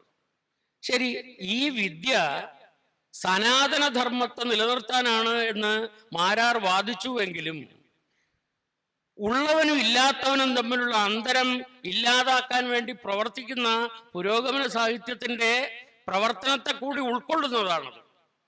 അതുകൊണ്ടാണ് കലയ്ക്ക് വേണ്ടി മാത്രം 100% വാദിച്ച ഭാസ്കരൻ നായരും ലോക സാഹിത്യത്തിന് വേണ്ടി വാദിച്ച കേസരിയും അവരെ താരതമ്യപ്പെടുത്തിക്കൊണ്ട് അദ്ദേഹം പറയുന്നു, കുട്ടിക്കൃഷ്ണമാരാർ പറയുന്നു, ഇങ്ങനെ ഇരുട്ടും തണുപ്പും കൂടി പരസ്പരം മത്സരിക്കുന്ന ഈ സന്ദർഭത്തിൽ കേസരിയുടെ കൂടെ ചേർന്ന് നിൽക്കാനാണ് എനിക്ക് താല്പര്യം. അല്ലാതെ തലശ്ശേരി സാഹിത്യമെന്നും കോഴിക്കോട് സാഹിത്യമെന്നും തിരുവനന്തപുരം സാഹിത്യമെന്നും പിന്നെ മാരാർ സാഹിത്യമെന്നും നായർ സാഹിത്യമെന്നും വേർതിരിക്കുന്നതിന് പകരം ഈ സാർവദേശീയ സമീപനത്തോട് ചേർന്ന് നിൽക്കാൻ ഞാൻ ഇഷ്ടപ്പെടുന്നു. അപ്പൊ ഈ സംവാദം നമ്മൾ നോക്കുക. വ്യത്യസ്ത നിലപാടിലുള്ള മനുഷ്യർ അവരുടെ ഏറ്റുമുട്ടലുകളിലൂടെ നമ്മുടെ പൊതുമണ്ഡലത്തിന്റെ പ്രധാനപ്പെട്ട ജീവനാഡിയായ സാഹിത്യ വിമർശനത്തിനെ സജീവമാക്കി നിർത്തുന്ന കാഴ്ചയാണ് നമ്മൾ കണ്ടത്. ആ കാഴ്ചയാണ് നമുക്ക് സത്യത്തിൽ ഇന്ന് അന്യം നിന്നു പോയിരിക്കുന്നത്. അതിന്റെ പ്രധാനപ്പെട്ട കാരണം ഞാൻ നേരത്തെ പറഞ്ഞതുപോലെ മലയാള സാഹിത്യ വിമർശനം എന്നുള്ള പുസ്തകം അത് തുടക്കം മാത്രമല്ല, വിമർശനത്തിന്റെ പിതാവ് എന്നുള്ളത് മാത്രമല്ല, വിമർശന ചരിത്രത്തെ അദ്ദേഹം അവതരിപ്പിക്കുന്നു. നോക്കൂ, സ്വദേശാഭിമാനി, കേസരി, EMS തുടങ്ങിയവരുടെ വിമർശന ശാഖ, ഇത് സാഹിത്യ ബാഹ്യം എന്ന് പറഞ്ഞ് എഴുതിത്തള്ളുകയാണ് അദ്ദേഹം. അദ്ദേഹം ഉയർത്തിപ്പിടിക്കുന്നതോ കേരളവർമ്മ വലിയോയി തമ്പുരാൻ, സാഹിത്യ പഞ്ചാനൻ തുടങ്ങി സുകുമാര അഴീക്കോട് വരെയുള്ള ഒരു പാരമ്പര്യത്തെയാണ്, യാഥാസ്ഥിതിക പാരമ്പര്യത്തെയാണ് അദ്ദേഹം ഉയർത്തിപ്പിടിക്കുന്നത്. ഈ ഒരു സാഹിത്യ വിമർശന ഗ്രന്ഥം മലയാള സാഹിത്യ വിദ്യാർത്ഥികളുടെയും അധ്യാപകരുടെയും അടിസ്ഥാന പുസ്തകമായിരിക്കുന്നിടത്തോളം കാലം നമ്മുടെ സാഹിത്യത്തിനെ സജീവമാക്കി നിലനിർത്തുന്നത് സർവകലാശാലകളും സ്കൂളുകളും അധ്യാപനവും ഒക്കെ ആണ്. അപ്പോ അവിടെ തനിക്ക് പോലും ബോധ്യപ്പെടാത്ത കാര്യങ്ങൾ വന്നു പറയുക എന്നുള്ളതാണ് അധ്യാപകന്റെ ധർമ്മം. അത് 3 പേജിൽ കവിയാതെയും 1/2 പേജിൽ ചുരുക്കിയും പകർത്തി എഴുതുക എന്നുള്ളതാണ് വിദ്യാർത്ഥികളുടെ ധർമ്മം. ഇവിടെ സ്വതന്ത്ര ചിന്ത എന്ന് പറയുന്നത് അന്യം നിന്നിരിക്കുന്നു, മാഷ് നേരത്തെ സൂചിപ്പിച്ചതുപോലെ തന്നെ. അപ്പോ ഈ പറയുന്നത് പോലെയുള്ള മാഷ് ഏറ്റവും അവസാനം പറഞ്ഞു, നമ്മുടെ സമൂഹത്തിലെ ഈ ഉള്ളവനും ഇല്ലാത്തവനും തമ്മിലുള്ള അന്തരം, ആ അന്തരത്തെക്കുറിച്ച് നമ്മൾ ആരും പറയുന്നില്ല. പ്രമുഖ പത്രങ്ങളൊന്നും റിപ്പോർട്ട് ചെയ്യുന്നില്ല. കേവലം 1% വരുന്ന ആൾക്കാരുടെ പ്രശ്നങ്ങൾ മാത്രമേ റിപ്പോർട്ട് ചെയ്യുന്നുള്ളൂ. ശരിയാണ്. പിന്നെ നമ്മുടെ സൗന്ദര്യ മത്സരം റിപ്പോർട്ട് ചെയ്യാൻ നമ്മുടെ പത്രക്കാർ കാണിക്കുന്ന ഉത്സാഹം ഒരിക്കലും കർഷക സമരങ്ങൾ റിപ്പോർട്ട് ചെയ്യാനോ കർഷക ആത്മഹത്യകൾ റിപ്പോർട്ട് ചെയ്യാനോ നമ്മൾ കാണിക്കുന്നില്ല എന്നുള്ളത് വളരെ വസ്തുതാപരമായിട്ടുള്ളൊരു സത്യമാണ്. അപ്പോൾ നമ്മൾ സുകുമാര അഴീക്കോടിനെ മാപ്പ് കൊടുക്കുന്നു. എന്തുകൊണ്ട്? സുകുമാര അഴീക്കോട് ഈ പുസ്തകമൊക്കെ എഴുതി ശരിയാണ്, ആ പുസ്തകം വിറ്റ റോയൽറ്റി തുക ജുബയുടെ വലത് പോക്കറ്റിൽ ഇടുന്നു, അത് ശരിയാണ്. പക്ഷെ ഇടത് പോക്കറ്റിൽ നിന്ന് അദ്ദേഹം ഒരു കുറിപ്പെടുത്ത് വായിക്കുന്നത് ഇടതുപക്ഷ സാഹിത്യ വിമർശനത്തിന്റെ വേദികളിലാണ്. ആ വേദികൾ ഉപയോഗപ്പെടുത്തിക്കൊണ്ടാണ് കേരളത്തിൽ ഏറ്റവും അവസാനം മരിക്കാൻ സമയത്തെങ്കിലും അംഗീകൃത സാഹിത്യ നായകനും സാമൂഹിക വിമർശകനും രാഷ്ട്രീയ ചിന്തകനും സാഹിത്യ വിമർശകനും ഒക്കെ ആയിട്ട് അദ്ദേഹം മാറുന്നത് ഈ പറഞ്ഞ അവസ്ഥയ്ക്ക് ശേഷം മാത്രമാണ്. അപ്പൊ ഞാൻ ഈ പറയാൻ ഉദ്ദേശിച്ച കാര്യങ്ങൾ, അപ്പൊ ഓഡിയൻസിന്റെ പാർട്ടിസിപ്പേഷൻ ഉള്ളതുകൊണ്ട് ഞാൻ ഇത് സമാപിപ്പിക്കാം എന്ന് വിചാരിക്കുകയാണ്. അപ്പോൾ ഞാൻ ഒന്ന് രണ്ട് കാര്യങ്ങൾ കൂടി നാരായണ മാഷ പോലെ ഒന്ന് രണ്ട് കാര്യങ്ങൾ കൂടി സൂചിപ്പിക്കാനുള്ളത്. ഒന്ന് എന്ന് പറയുന്നത്, ഇവിടെ വന്നപ്പോൾ എന്നെ വേദനിപ്പിച്ച വലിയൊരു കാര്യം എന്ന് പറയുന്നത്, നമ്മുടെ ഈ അന്തർദേശീയ ബുക്ക് ഫെസ്റ്റിൻ്റെ ലിറ്റററി ഫെസ്റ്റിൻ്റെ നടത്തിപ്പിനെ കുറിച്ച് എനിക്ക് അത്ര നല്ലൊരു അഭിപ്രായം തോന്നുന്നില്ല. സത്യം പോലെ പറയണമല്ലോ. എനിക്ക് എത്രയോ കാലം പുറത്ത് നിൽക്കേണ്ടി വന്ന എനിക്ക്, കാരണം ഇങ്ങനെ വലിയ സുഖമില്ലാത്ത അഭിപ്രായങ്ങൾ പറയുന്ന ഒരാളായതുകൊണ്ട് അങ്ങനെ കൂടുതൽ ക്ഷണമൊന്നും എനിക്ക് കിട്ടാറില്ല സംസാരിക്കാൻ. അപ്പോൾ എനിക്കൊരു ക്ഷണം ഇവിടെ തന്നു എന്നുള്ള നന്ദി നിലനിർത്തിക്കൊണ്ട് തന്നെ ഈ ശുഷ്കമായ സദസ്സ് എന്തിനെയാണ് പ്രകടിപ്പിക്കുന്നത്? ശരിയാണ്, സാഹിത്യ വിമർശനം കൂടുതൽ അൺപോപ്പുലറാണ്. അതുകൊണ്ട് മാത്രമല്ല, എൻ്റെ അഭിപ്രായം അതാണ്, അതുകൊണ്ട് മാത്രമല്ല, ഒരേ സമയം വ്യത്യസ്ത വേദികളിൽ ഇങ്ങനെ വ്യത്യസ്ത കവികളും കഥാകാരന്മാരും നോവലിസ്റ്റുകളും കേരളത്തിൽ എത്ര പേരുണ്ടോ അവരെയൊക്കെ ഇവിടെ കൊണ്ടുവന്ന് അവരെയൊക്കെ അവതരിപ്പിച്ച് അവർക്കെല്ലാം സുഖകരമായ ചുറ്റുപാടുകൾ ഒരുക്കി കൊടുത്ത് സന്തുഷ്ടരാക്കി തിരിച്ചുവിടുക മാത്രമാണോ ഒരു ലിറ്റററി ഫെസ്റ്റിവൽ ഉദ്ദേശമാക്കേണ്ടത് എന്നുള്ളതാണ് എൻ്റെ ഒരു ചോദ്യം. അതിന് പകരം ഒരു വേദി, ആ വേദിയുമായിട്ട് കുറച്ച് ദിവസങ്ങൾ നീണ്ടോട്ടെ, ആ ഒരു വേദിയിൽ തന്നെ പല സെഷനുകളായിട്ട് ആൾക്കാർ വരട്ടെ, അഭിപ്രായം പറയട്ടെ. അതുപോലെ നമ്മുടെ പ്രേക്ഷകരുടെ ഇടയിൽ നിന്ന് നല്ല അഭിപ്രായം പല സെഷനിൽ പ്രകടിപ്പിച്ചവരെ ഒരുമിച്ച് ചേർത്ത് ഒരു വായനക്കാരുടെ സെഷൻ തന്നെ നടത്തട്ടെ. അതൊക്കെയാണ് മീനിങ് ഫുൾ എന്ന് പറയുന്നത്. ഇത് നമ്മളൊരു കെട്ടുകാഴ്ച പോലെ മറ്റുള്ളവരൊക്കെ ചെയ്യുന്നു, അതുകൊണ്ട് നമ്മളും ചെയ്യുന്നു, അല്ലെങ്കിൽ ആരെയൊക്കെ പ്രീതിപ്പെടുത്താൻ വേണ്ടി. അത് വാസ്തവത്തിൽ ഇപ്പോൾ നേരത്തെ പറഞ്ഞ ജനാധിപത്യത്തിനെ കൊഞ്ഞനം കുത്തുകയാണ് സത്യത്തിൽ നമ്മൾ ചെയ്യുന്നത്. ജനങ്ങളുടെ നികുതിപ്പണം കൊണ്ട് നമ്മൾ ഈ ചെയ്തുകൊണ്ടിരിക്കുന്നത് ഇതാണ്. കേസരിയെ പോലുള്ള വിമർശകന്മാർ അന്ന് പറഞ്ഞതാണ് സമസ്ത കേരള സാഹിത്യ പരിഷത്ത്. അത് രാജാക്കന്മാരുടെയൊക്കെ, അപ്പൻ തമ്പുരാൻ തുടങ്ങിയ രാജാക്കന്മാരുടെയൊക്കെ സൗമനസ്യം സ്വീകരിച്ചുകൊണ്ട് സമ്മേളനങ്ങൾ നടത്തുന്നു. അതിലൊക്കെ സാഹിത്യ പഞ്ചാനെ പോലുള്ള ആൾക്കാർ അധ്യക്ഷനാകുന്നു. അത് അധ്യക്ഷ സ്ഥാനം ഉപയോഗിച്ചുകൊണ്ട് സംസാരിക്കുന്നവരെ അടിച്ചിരുത്തുന്നു. ഇതൊന്നും ജനാധിപത്യപരമല്ല എന്ന് ആദ്യം പറഞ്ഞത് കേസരിയാണ്.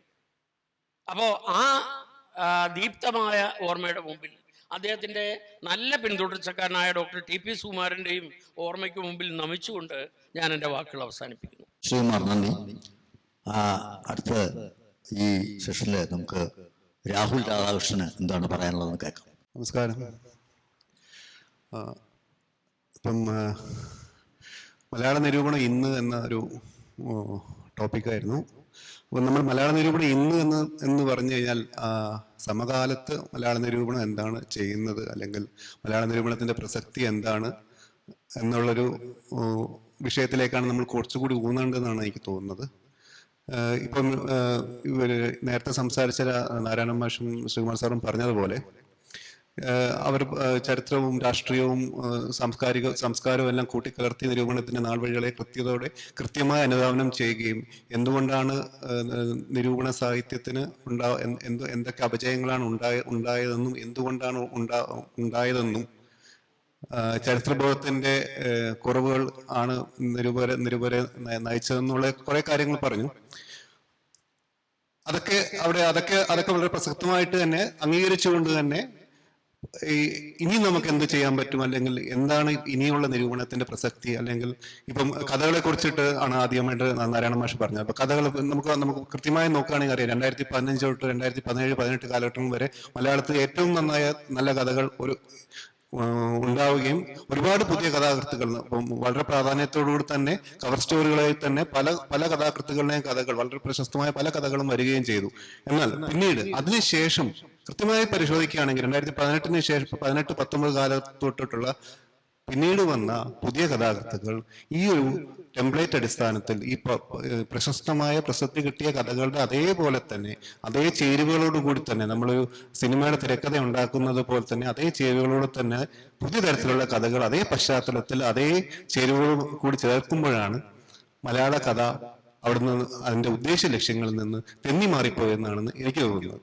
അപ്പം ആ ഒരു നമുക്ക് കിട്ടിയ ഒരു കുതിപ്പ്, അപ്പം നമ്മൾ ഈ കഴിഞ്ഞ ഇപ്പൊ കഥയുടെ കാര്യം തന്നെ ഒന്നുകൂടെ പറയുകയാണെങ്കിൽ, ഇപ്പൊ കഥ ആധുനികയ്ക്ക് ശേഷം ആധുനികാന്തര കാലത്ത് തുടങ്ങിയ NS മാധവൻ ഹിഗ്വിറ്റിയോട് കൊടുത്തൊരു കുതിപ്പ്, ആ സമയത്ത് എഴുതി തുടങ്ങിയ കഥാകൃത്തുക്കൾക്കുണ്ടാക്കിയ ഒരു ആവേശം, ആ അറിഞ്ഞോ അറിയാതെയോ ആ കാലത്ത് എഴുതിയ ഇന്നത്തെ വളരെ പ്രശസ്തരായ പല കഥാകൃത്തുക്കളും NS മാധവന്റെ ക്രാഫ്റ്റിന്റെ സ്വാധീനം നമുക്ക് അറിഞ്ഞോ അറിയാതെ നമുക്ക് കാണാൻ സാധിക്കും. അപ്പൊ അത്തരത്തിലുള്ള ഒരു കുതിപ്പ് നമ്മൾ സാധിച്ചെടുത്തിട്ട് പിന്നീട് 2000-ന് ശേഷം ഒരു കഴിഞ്ഞ 5 വർഷത്തിന് മുമ്പ് 6 വർഷത്തിന് മുമ്പ് വേറെ തരത്തിലുള്ള കുടിയേറ്റവും അല്ലെങ്കിൽ തീരദേശവും ഒക്കെ ആയിട്ട് ബന്ധപ്പെട്ടിട്ട് ജീവിതത്തിന്റെ ഓരോ പ്രദേശങ്ങളിൽ നിന്നുള്ള കഥാപാത്രങ്ങളെ വെച്ചുകൊണ്ട് ഒരുപാട് നല്ല കഥകൾ ഉണ്ടാവുകയും പിന്നീട് അത് എല്ലാം ഒരു റെപ്യൂട്ടേഷൻ ആയി പോവുകയും ചെയ്യുക എന്നുള്ളതിന്റെ ഒരു ചരിത്രമാണ് നമുക്കുള്ളതെന്ന് കൃത്യമായി നമുക്ക് മലയാള കഥയുടെ ഇപ്പോഴത്തെ അവസ്ഥ പരിശോധിച്ചാൽ കാണാൻ പറ്റും. അപ്പൊ അതിനെ നമ്മൾ എങ്ങനെയാണ് അഡ്രസ്സ് ചെയ്യുന്നത്? അപ്പൊ അത്തരത്തിലുള്ള അപജയം നമുക്ക് കഥകളിൽ ഉണ്ടാവുകയാണെങ്കിൽ അതാണോ അതിന്റെ ഒരു ട്രെൻഡ്? നമുക്ക് എങ്ങനെയാണ് ആ പുതിയ ട്രെൻഡിനെ സ്വീകരിക്കുന്നതിനും വിമർശിക്കാനും സാധിക്കുന്നത്? ഇങ്ങനെയല്ല നമ്മൾ എഴുതേണ്ടതെന്ന് നമ്മൾ എങ്ങനെയാണ് നമ്മൾ സ്ഥാപിച്ചെടുക്കുകയും അത് പ്രചാരത്തിൽ വരുത്തുകയും ചെയ്യുക എന്നുള്ളതാണ് ഒരു ചോദ്യമായിട്ട് അവശേഷിക്കുന്നത്. അപ്പം ആ ഒരു കാര്യത്തിലേക്ക് നമ്മൾ എന്തൊക്കെ ചെയ്യണം എന്നുള്ളത് നമ്മളെല്ലാവരും ആലോചിക്കേണ്ട ഒരു കാര്യമാണ്. അപ്പം ഇപ്പം മലയാള നിരൂപണത്തെ നമ്മളിപ്പം അതിന്റെ പാരമ്പര്യവും ചരിത്രപരമായ കാര്യങ്ങളെല്ലാം ഇവിടെ പറഞ്ഞു കഴിഞ്ഞു. മലയാള നിരൂപണത്തിൽ നമ്മൾ തുടക്കം മുതൽ നമുക്ക് ചരിത്ര നോവലുകൾ ഉണ്ടായിട്ടുണ്ട്, രാഷ്ട്രീയ നോവലുകൾ ഉണ്ടായിട്ടുണ്ട്. നമ്മൾ മാർത്താണ്ഡവർമ്മ തൊട്ടിട്ടുള്ള കാലഘട്ടത്തെ നമ്മൾ പരിശോധിക്കുകയാണെങ്കിൽ, അപ്പം അതിനുശേഷം നമ്മൾ ആ സമയത്ത് വന്നിട്ടുള്ള എല്ലാ നോവലുകളിലും നമ്മൾ കാണുന്നതെല്ലാം സ്ഥലം, കാലം, ദേശം എന്നിങ്ങനെയുള്ള പ്രത്യയങ്ങളിലൂടെ അധിഷ്ഠിതമായ പ്രമേയങ്ങളുടെ വികാസമാണ്. അപ്പൊ അത് സുന്ദരന്മാരിലായാലും ആൾക്കൂട്ടത്തിലായാലും ഖസാക്കിന്റെ ഇതിഹാസത്തിലായാലും പാണ്ഡവപുരത്തായാലും എല്ലാ ആധുനികതയുടെ കാലത്തിറങ്ങിയ എല്ലാ പ്രസിദ്ധമായ കൃതികളിലും ഈ സ്ഥലകാല നിബദ്ധമായ ഒരു പ്രമേയത്തെയായി ആ സ്ഥലവും ദേശം കാലം എങ്ങനെ ആ കഥാപാത്രങ്ങളുടെ സാംസ്കാരികവും രാഷ്ട്രീയവും സാമുദായികവും സാമൂഹികവുമായ വികാസത്തെ സഹായിച്ചു എന്നുള്ള ഒരു പഠനം പോലെയാണ് നമ്മൾ നിരൂപണത്തെ നമ്മൾ പരമ്പരാഗതമായ രീതിയിൽ കണ്ടുകൊണ്ടിരുന്നത്. പക്ഷെ അത് ഒരു ഘട്ടം കഴിഞ്ഞപ്പോൾ അതൊരു ആധുനികതയുടെ കാലം കഴിഞ്ഞു. പിന്നീട് ആധുനികാന്തരമായ കാലത്ത് വന്നപ്പോൾ നമുക്ക് കഥാപാത്രങ്ങളിലും നമ്മുടെ കഥാഗതിയിലും കഥാപാത്രത്തിലും എല്ലാം ഒരുപാട് വ്യത്യാസങ്ങൾ നമുക്ക് അനുഭവപ്പെട്ടു തുടങ്ങി. അതുവരെ നമ്മൾ നവോത്ഥാനന്റെ കാലഘട്ടത്തിലും ആധുനികയുടെ കാലത്തിലും അനുവർത്തിച്ചു പോന്നിട്ടുള്ള ശൈലികളിലോ അല്ലെങ്കിൽ വിശേഷങ്ങളിലോ അടിസ്ഥാനപ്പെടുത്തിയിട്ടാവണം ഇല്ല നോവലുകളോ കഥകളോ രചിക്കേണ്ടത് എന്നൊരു ഘട്ടത്തിലേക്ക് നാം എത്തിച്ചേരുകയാണ് ഉണ്ടായത്. അപ്പം അതിന്റെ അർത്ഥം എന്താണ്?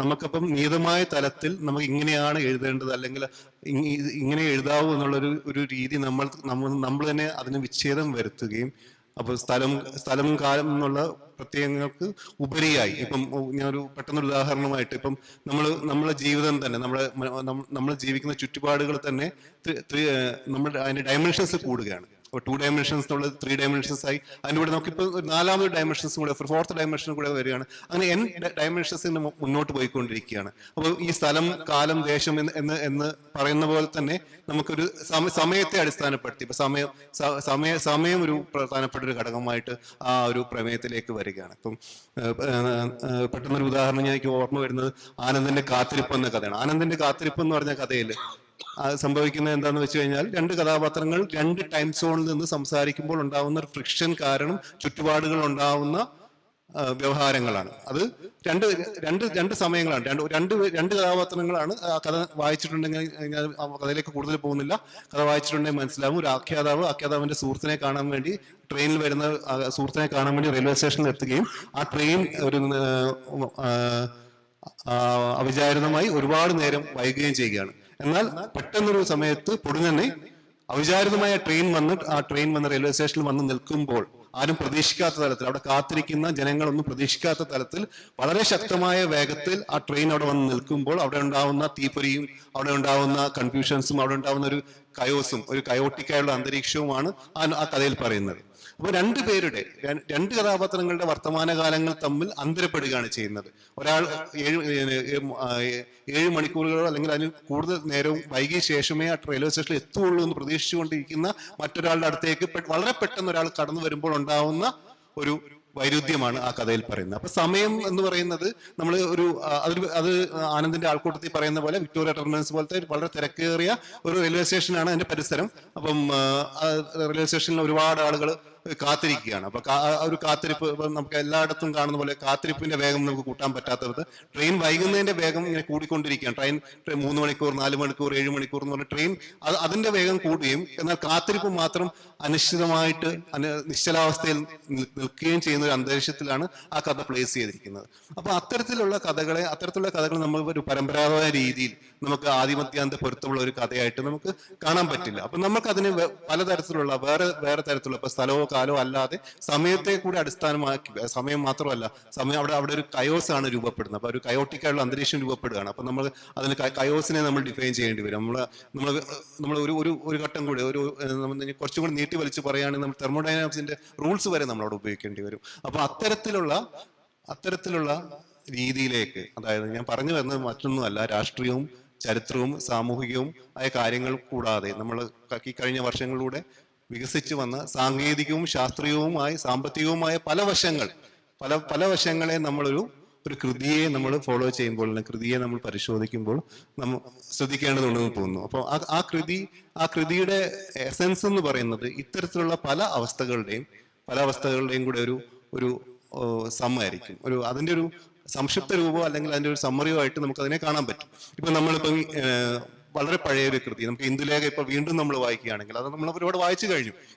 ഇന്ദുലേഖ വിമർശനങ്ങളും ഇന്ദുലേഖയെ പറ്റി നമ്മൾ പലവട്ടം റീറീഡ് ചെയ്തപ്പോൾ അന്നത്തെ കാലത്തെ ഇന്ദുലേഖ അല്ല ഇപ്പോഴത്തെ ആളുകൾ വായിക്കുന്നത്. അപ്പൊ ആ കാലത്തിന്റെ മാറ്റങ്ങൾ ഈ പുതിയ കാലത്തിൻ്റെതായ രാഷ്ട്രീയ ഇക്വേഷൻസും അല്ലെങ്കിൽ അതിന്റെ ജെൻഡർ ഇക്വാളിറ്റിയും എല്ലാ കാര്യങ്ങളും മുൻനിർത്തിക്കൊണ്ടാണ് നമ്മൾ ഇപ്പം അതിനെ വായിക്കുന്നത്. അപ്പൊ പഴയൊരു കൃതി നമ്മൾ ഇപ്പോൾ വായിക്കുകയാണെങ്കിലും ആ പഴയ കൃതികളിൽ എന്തൊക്കെയാണ് രാഷ്ട്രീയമായ അന്നത്തെ രാഷ്ട്രീയ നോട്ടമല്ല ഇന്നത്തെ രാഷ്ട്രീയ നോട്ടം. അപ്പൊ അത് കാരണം ഈ ഒരു കൃതിയെ റീറീഡിങ്ങിന്, അതായത് വീണ്ടും പുനർവായനയ്ക്ക് വേണ്ടിയിട്ട് വിധേയമാക്കുമ്പോൾ ആ പുതിയ കാലത്തിന്റെ കരുക്കൾ ഉപയോഗിച്ചുകൊണ്ട് പഴയ കൃതിയെ നമ്മൾ പുനർവായനയ്ക്ക് വിധേയമാക്കുമ്പോൾ അത് എന്തൊക്കെ കാര്യങ്ങളാണ് നമ്മൾ ശ്രദ്ധിക്കേണ്ടത്, അത് അവിടെയാണ് ഒരു എന്താണ് പറയുക ഒരു നിരൂപകൻ അല്ലെങ്കിൽ നിരൂപക ചെയ്യേണ്ടതായിട്ടുള്ളൊരു ഒരു കർമ്മം എന്നാണ് ഞാൻ വിശ്വസിക്കുന്നത്. അപ്പോൾ അത്തരത്തിൽ പറയുമ്പോൾ ഇപ്പം പല പുതിയ രൂപങ്ങൾ, ഇപ്പം എൻ എസ് മാധവന്റെ കഥകൾ നമ്മൾ വീണ്ടും വായിക്കുകയാണെങ്കിൽ എൻ എസ് മാധവന്റെ കഥകൾ ഉണ്ടാവുന്ന മറ്റു പല ഘടകങ്ങൾ നമുക്ക് കാണാൻ പറ്റും. ഇപ്പൊ ഹിഗുറ്റയിൽ ഒരു പ്രത്യേക രംഗത്തിൽ പ്രത്യേക ബിന്ദുവിൽ കഥ എത്തിക്കഴിയുമ്പോൾ ഗീവർഗ് സച്ചൻ ജബ്ബാറിനെ ചവിട്ടുകയും സെവൻ സ്പീഡിൽ ഗോൾ അടിക്കുകയെല്ലാം ഒരുമിച്ച് ഒരൊറ്റ പോയിന്റിലാണ് നടക്കുന്നത്. ആ പോയിന്റിന് ശേഷം കഥ വേറെ രീതിയിലേക്ക് എക്സ്പ്ലോർ ചെയ്യുകയാണ് ചെയ്യുന്നത്. അതുപോലെ തന്നെ ഈ ഒരു പാറ്റേൺ നമ്മൾ എൻ എസ് മാധവന്റെ കഥകളിൽ വളരെ സൂക്ഷ്മതയോടെ നോക്കിക്കഴിഞ്ഞാൽ ഈ പാറ്റേൺ എൻ എസ് മാധവന്റെ കഥകളിൽ പല കഥകളിലും കാണാൻ പറ്റും. കാണിയിൽ ആ കുട്ടി വന്ന ഒരു പ്രത്യേക രംഗം കാണുന്നു. ആ രംഗം കാണുന്നതിന് ശേഷം കുട്ടി ഓടി റോഡിൽ വെച്ച് കുട്ടി അപകടത്തിൽപ്പെടുകയാണ്. അപ്പൊ ആ ഒരു പോയിന്റിന് ശേഷം കഥ എക്സ്പ്ലോർ ചെയ്യുകയാണ്. കഥ വേറെ തരത്തിലേക്ക് വേറെ കയോസ് അവിടെ രൂപപ്പെടുകയാണ്. അപ്പൊ ഇത്തരത്തിൽ നമുക്ക് പഴയ കഥകളെ വേറെ തലത്തിൽ വേറെ ആസ്പെക്റ്റോട് കൂടി നമുക്ക് കാണാൻ പറ്റണം. അതുകൊണ്ട് നമ്മളിപ്പോ വായിക്കുന്നത്, നമ്മളിപ്പോ ഫിക്ഷൻ എന്ന രീതിയിൽ നമ്മളിപ്പോ വായിക്കുന്നത് ഇപ്പോഴത്തെ ഫിക്ഷൻ ശ്രദ്ധിച്ചാൽ മതി. ഇപ്പോഴത്തെ ഫിക്ഷൻ നമുക്ക് നിയതമായ ഘടനയോ ഇപ്പൊ നമുക്കൊരു സബ്ജക്റ്റോ പ്രെഡിക്കേറ്റോ ഉള്ള വാക്യം വേണം എന്നുള്ള നിർബന്ധം നമുക്ക് ഇനി പാലിക്കാൻ പറ്റില്ല. അപ്പൊ അതുപോലെ ഇപ്പോഴത്തെ കൃതികളിൽ എന്താണ് നമ്മൾ അനുവർത്തിച്ച് വരുന്നത്? കൃതികൾക്ക് കഥാപാത്രങ്ങൾ ഉണ്ടാവാതെ തന്നെ ഇപ്പൊ കൃതികളുണ്ടാവും. അപ്പൊ നമ്മൾ ആ കൃതികളുടെ പുതിയ രീതിയിൽ കൃതികൾ വരികയും അതിന്റെ പുതിയ ആശയങ്ങളും അതിന്റെ കഥാഗാത്രവുമായിട്ട് നമുക്ക് എങ്ങനെ സമരസപ്പെടുവാൻ നമുക്ക് സാധിക്കുന്നു എന്നതും വലിയൊരു കാര്യമാണ്. അപ്പം വേറെ തരത്തിൽ കുറച്ചും കൂടെ എക്സലറേറ്റ് ചെയ്ത് പറയുകയാണെങ്കിൽ നമ്മളിപ്പം ഇന്നു മുതൽ അല്ലെങ്കിൽ ഇന്നത്തെ കാലത്തും ഇനി നാളെയും വായിക്കാൻ പോകുന്നത് ഫിക്ഷൻ അല്ല, പോസ്റ്റ് ഫിക്ഷൻ ആണ്. അപ്പൊ അത്തരത്തിലൊരു ചുറ്റുപാടിൽ നമുക്ക് ഈ നമ്മൾ ഒരു കൃതി മുഴുവൻ വായിച്ചിട്ട് അത് കഥ എവിടെയെന്ന് ചോദിക്കുന്നതിൽ വലിയ കാമ്പുണ്ടെന്ന് എനിക്ക് തോന്നുന്നില്ല. അപ്പം അത്തരത്തിലുള്ള അവസ്ഥയിൽ നമുക്ക് ആഖ്യാതാവ് ആരാണ്, നോവലിസ്റ്റ് തന്നെയാണോ ആഖ്യാതാവ്, അത് ഇയാൾ എഴുതുന്ന ഓട്ടോ ഫിക്ഷൻ ആണോ, സ്വന്തം അനുഭവമാണോ എഴുതുന്നത്? ഇപ്പം നമ്മൾ അത്തരത്തിലുള്ള കാര്യങ്ങളൊന്നും യാതൊരു തരത്തിലുള്ള നിയതമായ റൂൾസ് ഒന്നും ഇപ്പോൾ ഇല്ല എന്നാണ് ഞാൻ പറഞ്ഞു തരുന്നത്. അപ്പം ഇതിന് ഒരു ഉദാഹരണമായിട്ട് ഞാൻ വീണ്ടും ഒരു ആനന്ദിലേക്ക് തന്നെ തിരിച്ചു പോട്ടെ. പരിണാമത്തിന്റെ ഭൂതങ്ങൾ എന്ന് പറഞ്ഞ ആനന്ദിന്റെ ഒരു നോവൽ എടുക്കാം നമുക്ക്. അപ്പൊ അത് നോവലായിട്ട് തന്നെയാണ് ഇറക്കിയിരിക്കുന്നത്. പക്ഷെ അത് നമ്മൾ വായിച്ചു കഴിഞ്ഞാൽ അത് ഒരു നോവലിന്റെ ഘടന അതിനകത്ത് കാണാൻ സാധിക്കില്ല. അപ്പം അതിനകത്ത് ആനന്ദ് തന്നെയാണോ, അത് അതിലെ ആഖ്യാതാവ് എന്ന് പറഞ്ഞ ആളാണോ, ആരാണോ, അത് നമുക്ക് കൃത്യമായിട്ട് അറിയില്ല. അയാൾ ബോംബെയിലേക്ക് അയാൾ ജീവിച്ചിരുന്ന ഒരു കാലത്ത് അയാൾ ജീവിച്ചിരുന്ന ബോംബെ, ഇപ്പം മുംബൈ ആയ ബോംബെയിലേക്ക് ആ ആഖ്യാതാവ് പോവുകയും അവിടുത്തെ ബോംബെയുടെ ചരിത്രവും ബോംബെയുടെ പുരാവസ്തു ആർക്കിയോളജിക്കൽ സംഭവങ്ങളും എല്ലാം അയാൾ വീണ്ടും തിരിച്ചു കൊണ്ടുവരാൻ ശ്രമിക്കുകയാണ്. അപ്പൊ ആ കൂട്ടത്തിൽ ആനന്ദിന്റെ ആൾക്കൂട്ടത്തിലെ കഥാപാത്രങ്ങളെ അവിടെ ആ സ്ഥലത്തേക്ക്, ഇപ്പോൾ അതിൽ സുന്ദർ ജോസഫ് എല്ലാവരും ആ കൂട്ടത്തിലേക്ക് പ്ലേസ് ചെയ്യാൻ ശ്രമിക്കുന്നുണ്ട്. അപ്പൊ ഇത്തരത്തിൽ ഒരു കൃതിയിലേക്ക് ആ ഒരു ആനന്ദ് തന്നെ എഴുതിയ പ്രശസ്തമായ ആൾക്കൂട്ടത്തിലെ കഥാപാത്രങ്ങളെ കൂടെ അവിടെ സന്നിവേശിപ്പിക്കുകയും മാത്രമല്ല ബോംബെയുടെ പശ്ചാത്തലത്തിൽ ബോംബെയുടെ ചരിത്രത്തിലൂടെ പലതരത്തിലുള്ള അധികാര കേന്ദ്രങ്ങളിലേക്കും പലതരത്തിലുള്ള പാരിസ്ഥിതികവും ക്ലൈമാറ്റിക് ആയിട്ടുള്ള വിഷനോടുകൂടി പലതരത്തിലുള്ള പുസ്തകങ്ങളെ പറ്റി സംസാരിക്കുന്നുണ്ട് അതിനകത്ത്. അപ്പൊ അത്തരത്തിലുള്ള പലതരത്തിലുള്ള ഒരു സംവാദമാണ് അതിനകത്ത് നടക്കുന്നത്. അപ്പൊ അത് പക്ഷേ അതിന് തുടക്കത്തിലും ഒടുക്കത്തിലും ചില പൊടിക്കൈകൾ നടത്തിക്കൊണ്ട് ഒരു സർഗാത്മകമായ സൃഷ്ടിയാക്കി മാറ്റുകയാണ് ആനന്ദൻ എന്നൊരു എഴുത്തുകാരൻ അവിടെ ചെയ്തിട്ടുള്ളത്. ഇപ്പൊ ആനന്ദിന് വേറൊരു പുസ്തകമുണ്ട്, എഴുത്ത് മുതൽ പുസ്തകം യുദ്ധം വരെ എന്ന് പറയുന്ന പുസ്തകം. ആ പുസ്തകം നോൺ ഫിക്ഷൻ ആയിട്ട് തന്നെയാണ് ഇറക്കിയിരിക്കുന്നത്. പക്ഷേ ഈ രണ്ടിന്റെ പാറ്റേൺ കൃത്യമായി പരിശോധിച്ചാൽ ഒരേ പാറ്റേണിൽ എഴുതപ്പെടുകയും ഒരു പുസ്തകം നോവലാവുകയും മറ്റൊരു പുസ്തകം നോൺ ഫിക്ഷൻ ആവുകയും ചെയ്യുകയാണ് ചെയ്യുന്നത്. അപ്പൊ ഇത്തരത്തിൽ കൃത്യമായ നിയമങ്ങളൊന്നും ഇല്ലാതെ എഴുതുന്ന ഫിക്ഷനെ ആണ് നമ്മൾ അഭിസംബോധന ചെയ്യേണ്ടത്. അത്തരത്തിലുള്ള നിരൂപണത്തിനാണ് നമ്മൾ ഇനി കൂടുതൽ ഊന്നൽ കൊടുക്കേണ്ടതെന്ന് പറഞ്ഞുകൊണ്ട് ഞാൻ തൽക്കാലം നിർത്തുന്നു. ഈ രാഹുൽ എൻ്റെ മകൻ്റെ പ്രായമുള്ളൂ രാഹുലിന്. അപ്പോൾ അതിൽ മറ്റൊരു പെർസ്പെക്റ്റീവിൽ ഈ പ്രശ്നത്തെ നാം നോക്കിക്കണ്ടു. നന്ദി. അടുത്തായിട്ട് സംസാരിക്കുന്നത് ജി ഉഷാകുമാരി. എല്ലാവർക്കും നമസ്കാരം. നിരൂപണം മരിച്ചു എന്നുള്ളൊരു വാദം 2024 കേൾക്കേണ്ടി വരുമോ എന്നുള്ള ഒരു ആശങ്കയോട് കൂടിയിട്ടാണ് ഞാൻ ബസ് കയറിയത്. തീർച്ചയായിട്ടും അത് ആദ്യത്തെ 2 പ്രഭാഷണങ്ങളിലും ഏതാണ്ട് ഉറപ്പിച്ചു തന്നെ പ്രഭാഷകന്മാർ പറയുകയുണ്ടായി. രാഹുലിന്റെ പ്രഭാഷണത്തോട് ചേർന്ന് നിന്നുകൊണ്ട് ഞാൻ പറയട്ടെ, ഇന്ന് കഥ മാറി. മൊത്തത്തിൽ കാര്യങ്ങളൊന്നും മാറിയിട്ടുണ്ട്. ആ മാറിയ കാര്യങ്ങളെ നമുക്ക് പിടിച്ചെടുക്കാൻ ആവശ്യമായിട്ടുള്ള സ്പർശിനികൾ നമ്മൾ സ്വരൂപിക്കേണ്ടിയിരിക്കുന്നു. കൂടുതൽ സെൻസിറ്റീവ് ആകേണ്ടിയിരിക്കുന്ന ഒരു കാലത്ത് നിന്നുകൊണ്ടാണ് മലയാള നിരൂപണം വളർന്നുകൊണ്ട് തന്നെ ഇരിക്കുന്നതെന്ന് ഞാൻ പറയുകയാണ്. മലയാള നിരൂപണത്തെ നിരൂപണം എന്ന് വിളിക്കണോ, അതല്ലെങ്കിൽ എന്താ പറയാ, ഇപ്പൊ പുതിയതായിട്ട് വരുന്ന പല വ്യാഖ്യാനങ്ങളിലും കുറെ കൊല്ലങ്ങളായി ഈ പറച്ചിലുകളുണ്ട്. നിരൂപണം മരിച്ചു എന്നുള്ള അല്ലെങ്കിൽ എഴുത്തുകാർ മരിച്ചുകൊണ്ടേയിരിക്കുന്നു, പുസ്തകം മരിക്കുന്നു, ഇങ്ങനെയുള്ള പറച്ചിലുകൾ പലയിടങ്ങളിൽ നമ്മൾ കേൾക്കുന്നുണ്ട്. അപ്പൊ സംസ്കാര പഠനത്തിന്റെ ഒരു കടന്നുവരവോടെ, കൃത്യമായിട്ട് പറഞ്ഞാൽ ഏതാണ്ട് ഒരു 10-18-20 കൊല്ലത്തോളമായി സംസ്കാര പഠനത്തിന്റെ വളരെ ശക്തമായിട്ടുള്ള ഒരു കടന്നുവരവ് മലയാളത്തിലും ഇന്ത്യൻ ഭാഷകളിൽ തന്നെ ലോകതലത്തിൽ തന്നെ 50-കൾ തൊട്ട് വന്നിട്ടുള്ള ഈ ഒരു അലയൊലി മലയാള സാഹിത്യ നിരൂപണത്തിന്റെ അടിക്കല്ലുകളെ തന്നെ പിടിച്ചുലച്ചു എന്ന് പറയുന്ന യാഥാർത്ഥ്യത്തെ നമ്മൾ കണ്ടേ മതിയാവും. സാഹിത്യം എന്ന് പറയുന്നത് അങ്ങനെ കൃതിക്കകത്ത് വളരെ കൃത്യമായി ഉറപ്പിച്ചു വെച്ചിട്ടുള്ള ഒരു ആന്തരികമായിട്ടുള്ള ഒരു കൃത്യവും ഭദ്രവുമായിട്ടുള്ള ഒരു അർത്ഥമുണ്ടെന്നും ആ അർത്ഥത്തെ ചെന്ന് താക്കോലിട്ട് തുറന്ന് അത് വിടർത്തി കാണിച്ചു കൊടുക്കേണ്ട ഒരു ധർമ്മമാണ് നിരൂപകൻ അല്ലെങ്കിൽ നിരൂപകയ്ക്ക് ഉള്ളത് എന്നും കരുതുന്ന ഒരു കാലം അല്ല ഇപ്പോഴുള്ളത്. ആർക്ക് വേണമെങ്കിലും കടന്നു വരികയും പോവുകയും ഒന്നിനുമല്ലാതെ വന്ന് ഇറങ്ങി നിന്ന് ഒക്കെ പോകാവുന്ന ഒരു ബസ് സ്റ്റാൻഡ് പോലെ ആയി മാറിയിട്ടുണ്ട് മലയാള സാഹിത്യ വിമർശനം. അത് നല്ലതായി തന്നെയാണ് ഞാൻ കാണുന്നത്. ഇത്രയധികം ജനകീയമായ എഴുത്തുകൾ, അതിന്റെ ഒരു ആണിക്കല്ല് ഞാൻ ഇവിടെ മാഷു വേറെ പല സന്ദർഭങ്ങളിലായിട്ട് പറഞ്ഞു, ജനാധിപത്യം എന്ന് പറഞ്ഞു. തീർച്ചയായിട്ടും അത് ജനാധിപത്യപരമാകുന്നതും സംസ്കാര പഠനത്തിന്റെ സാധ്യതകൾ ഉപയോഗിച്ചുകൊണ്ട് തന്നെയാണ്.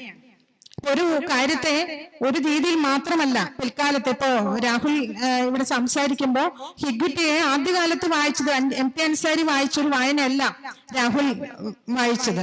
MP അൻസാരി പോലും അദ്ദേഹത്തിന്റെ ഞാൻ ഓർക്കുന്നു 90കളിൽ അവളുടെ അവസാനം യൂണിവേഴ്സിറ്റിയിൽ പഠിക്കുന്ന സമയത്ത് ഹിഗ്ഗിറ്റയുടെ പഠനമായിട്ടൊരു പുസ്തകം, ഹിഗ്ഗിറ്റ പാഠവും പഠനവും എന്ന് പറഞ്ഞൊരു പുസ്തകം ഇറങ്ങിയിട്ടുണ്ടായി. വളരെ ചെറിയൊരു പുസ്തകം, ദിലീപ് രാജ് എഡിറ്റ് ചെയ്തത്.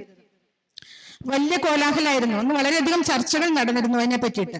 അപ്പോ ഇന്നും പരിഹരിക്കപ്പെടാത്ത ഒരു പ്രശ്നമായി ജബ്ബാറിന്റെ പ്രശ്നം തുടരുകയാണ്. എന്തുകൊണ്ടാണ് മലയാള സാഹിത്യത്തിലെ പ്രതിനിധാനങ്ങൾ ഇത്തരത്തിൽ വളരെ എന്താ പറയാ ക്രിമിനലൈസ് ചെയ്തുകൊണ്ട് മുസ്ലിങ്ങൾ അവതരിപ്പിക്കപ്പെടുന്നു എന്നുള്ളൊരു ചോദ്യമാണ് വളരെ ലളിതമായിട്ട് പറഞ്ഞാൽ അതിൻ്റെ അകത്ത് ഉന്നയിക്കപ്പെടുന്നത്. അപ്പൊ ആ പ്രശ്നം ഇപ്പോഴും പരിഹരിക്കപ്പെട്ടിട്ടില്ല, വളരെ കാര്യമായ ചർച്ചയിൽ ഉണ്ട്. അതുകൊണ്ട് തന്നെ ജാതിയെക്കുറിച്ച് സംസാരിക്കുമ്പോൾ ജാതിയുടെ വെറും ജാതിയെക്കുറിച്ച് മുകളിൽ നിന്ന് താഴേക്ക് നോക്കി അയ്യോ തോട്ടികൾ അല്ലെങ്കിൽ പിന്നെ അങ്ങനത്തെ ഒരു ലൈനിലല്ല, മറിച്ച് ഇതിവയ്ക്കിടയിൽ തന്നെയുള്ള അധികാര ബന്ധങ്ങളെ കുറിച്ച് കീഴാള എഴുത്തുകളും ധാരാളമായിട്ടുള്ള കഥകളും കവിതകളും ഒക്കെ ദിവസേന എന്നവണ്ണം മണിക്കൂറുകൾ കണക്കിന് ഫേസ്ബുക്കിലും വാട്സപ്പുകളിലും മറ്റു മീഡിയങ്ങളിലും എല്ലാം നിറഞ്ഞു കവിയുന്ന സമയത്ത് നമുക്ക് മലയാള സാഹിത്യ നിരൂപണം വളരെയധികം വിശുദ്ധമായിട്ടുള്ളൊരു ക്ഷേത്രം പോലെയാണെന്ന് പറഞ്ഞ് കാത്തു സൂക്ഷിക്കാൻ കഴിയില്ല എന്ന് തന്നെയാണ് ഞാൻ വിചാരിക്കുന്നത്. മാത്രമല്ല നമുക്ക് ഇതിന്റെ ഒരു തരത്തിൽ പറഞ്ഞാൽ അതിന്റെ പിന്നിൽ പ്രവർത്തിക്കുന്ന ദർശനം തന്നെ ഒരു ലിബറൽ ഹ്യൂമനിസ്റ്റ് കാഴ്ചപ്പാടിൽ ആണ് മലയാള സാഹിത്യം തുടക്കം മുതലേ തന്നെ വളർന്നു വന്നിട്ടുള്ളത്. സോമറാഴിക്കോടിന്റെ പുസ്തകങ്ങളൊക്കെ വായിച്ചു തന്നെയാണ് ഞാനും MA പഠിച്ചത്. നോവല് പോലെ അതിങ്ങനെ കമ്പോട് കമ്പ് ഇങ്ങനെ വായിച്ച് പഠിച്ചെത്തിക്കുക എന്നുള്ളതാണ് പ്രധാനപ്പെട്ട ഒരു ലക്ഷ്യമായിരുന്നത്. MA അത്യാവശ്യം കുഴപ്പമില്ലാതെ പരീക്ഷ എഴുതണമെങ്കിൽ അത് വായിച്ചേ പറ്റൂ. അങ്ങനെ പക്ഷെ നോക്കൂ, അതിന്റെ അകത്ത് സമകാലികമായിട്ട് നിരവധി സോമറാഴിക്കോടിനേക്കാൾ എത്രയോ മടങ്ങ് ഇരട്ടി പുസ്തകങ്ങൾ എഴുതിയ ലീലാവതിയുടെ പേര് അതിന്റെ അകത്തില്ല. അപ്പോ ഡോക്ടർ M ലീലാവതി ഏതാണ്ട് 1940-കൾ 50-കളിലൊക്കെ വളരെ കാര്യമായി എഴുതിയിരുന്ന ഒരാളാണ്. അതിന്റെ നിരൂപണം ഏറ്റവും ഗംഭീര നിരൂപണം എന്നോ അല്ലെങ്കിൽ സ്ത്രീപക്ഷ നിരൂപണത്തിന്റെ ഉദാത്ത മാതൃക എന്ന നിലയ്ക്കോ ഒന്നുമല്ല ഞാൻ പറയുന്നത്, മറിച്ച് പ്രതിനിധാനത്തിന്റെ പ്രശ്നങ്ങൾ ഇപ്പോഴും അസ്തമിച്ചിട്ടില്ല. ഇന്നലെ ഞാൻ നോക്കി 1984-ൽ റിവൈസ് ചെയ്തൊരു പുസ്തകമാണ് എന്റെ കയ്യിൽ ഇപ്പോൾ ഉള്ളത്. അപ്പൊ ആ പുസ്തകത്തിൽ നോക്കുമ്പോൾ അപ്പോഴും അതിൻ്റെ അകത്തില്ല. അപ്പൊ എനിക്ക് സത്യം പറഞ്ഞാൽ നിരാശ തോന്നി. അപ്പോ അതത്ര അപ്രതീക്ഷിതവുമല്ല സത്യത്തിൽ. ലീലാവതിയുടെ ചരിത്രം തന്നെ നോക്കിയാല് ലീലാവതി ടീച്ചർ പലരും നിരീക്ഷിച്ചിട്ടുള്ളത് പോലെ ഈ ലിബറൽ ഹ്യൂമനിസ്റ്റ് പാരമ്പര്യത്തിന്റെ എല്ലാ തരം സ്വഭാവങ്ങളും ഉള്ള ആളാണ്. അവർ സ്ത്രീപക്ഷത്തെ കുറിച്ച് കുറേയധികം ലേഖനങ്ങൾ എഴുതിയിട്ടുണ്ട്. സ്ത്രീ സ്വത്വവും മലയാള സാഹിത്യവും എന്ന് പറഞ്ഞ വലിയൊരു പുസ്തകം 200 പേജിലധികം വരുന്ന ഒരു വലിയ സാഹിത്യ ചരിത്ര സ്വഭാവത്തിലുള്ള ഒരു കൃതി എഴുതിയിട്ടുണ്ട് ലീലാവതി ടീച്ചർ. കൂടാതെ ചെറുകാടിന്റെ നോവലുകളിലെ സ്ത്രീ കഥാപാത്രങ്ങൾ എന്ന് പറയുന്ന ഒരു പുസ്തകം അവര് ഏതാണ്ട് 95-ലോ മറ്റോ എഴുതിയിട്ടുണ്ട്. ഫെമിനിസം ചരിത്രപരമായൊരു വീക്ഷണം എന്ന് പറയുന്ന ഒരു പുസ്തകവും ടീച്ചറുടേതായിട്ടുണ്ട്.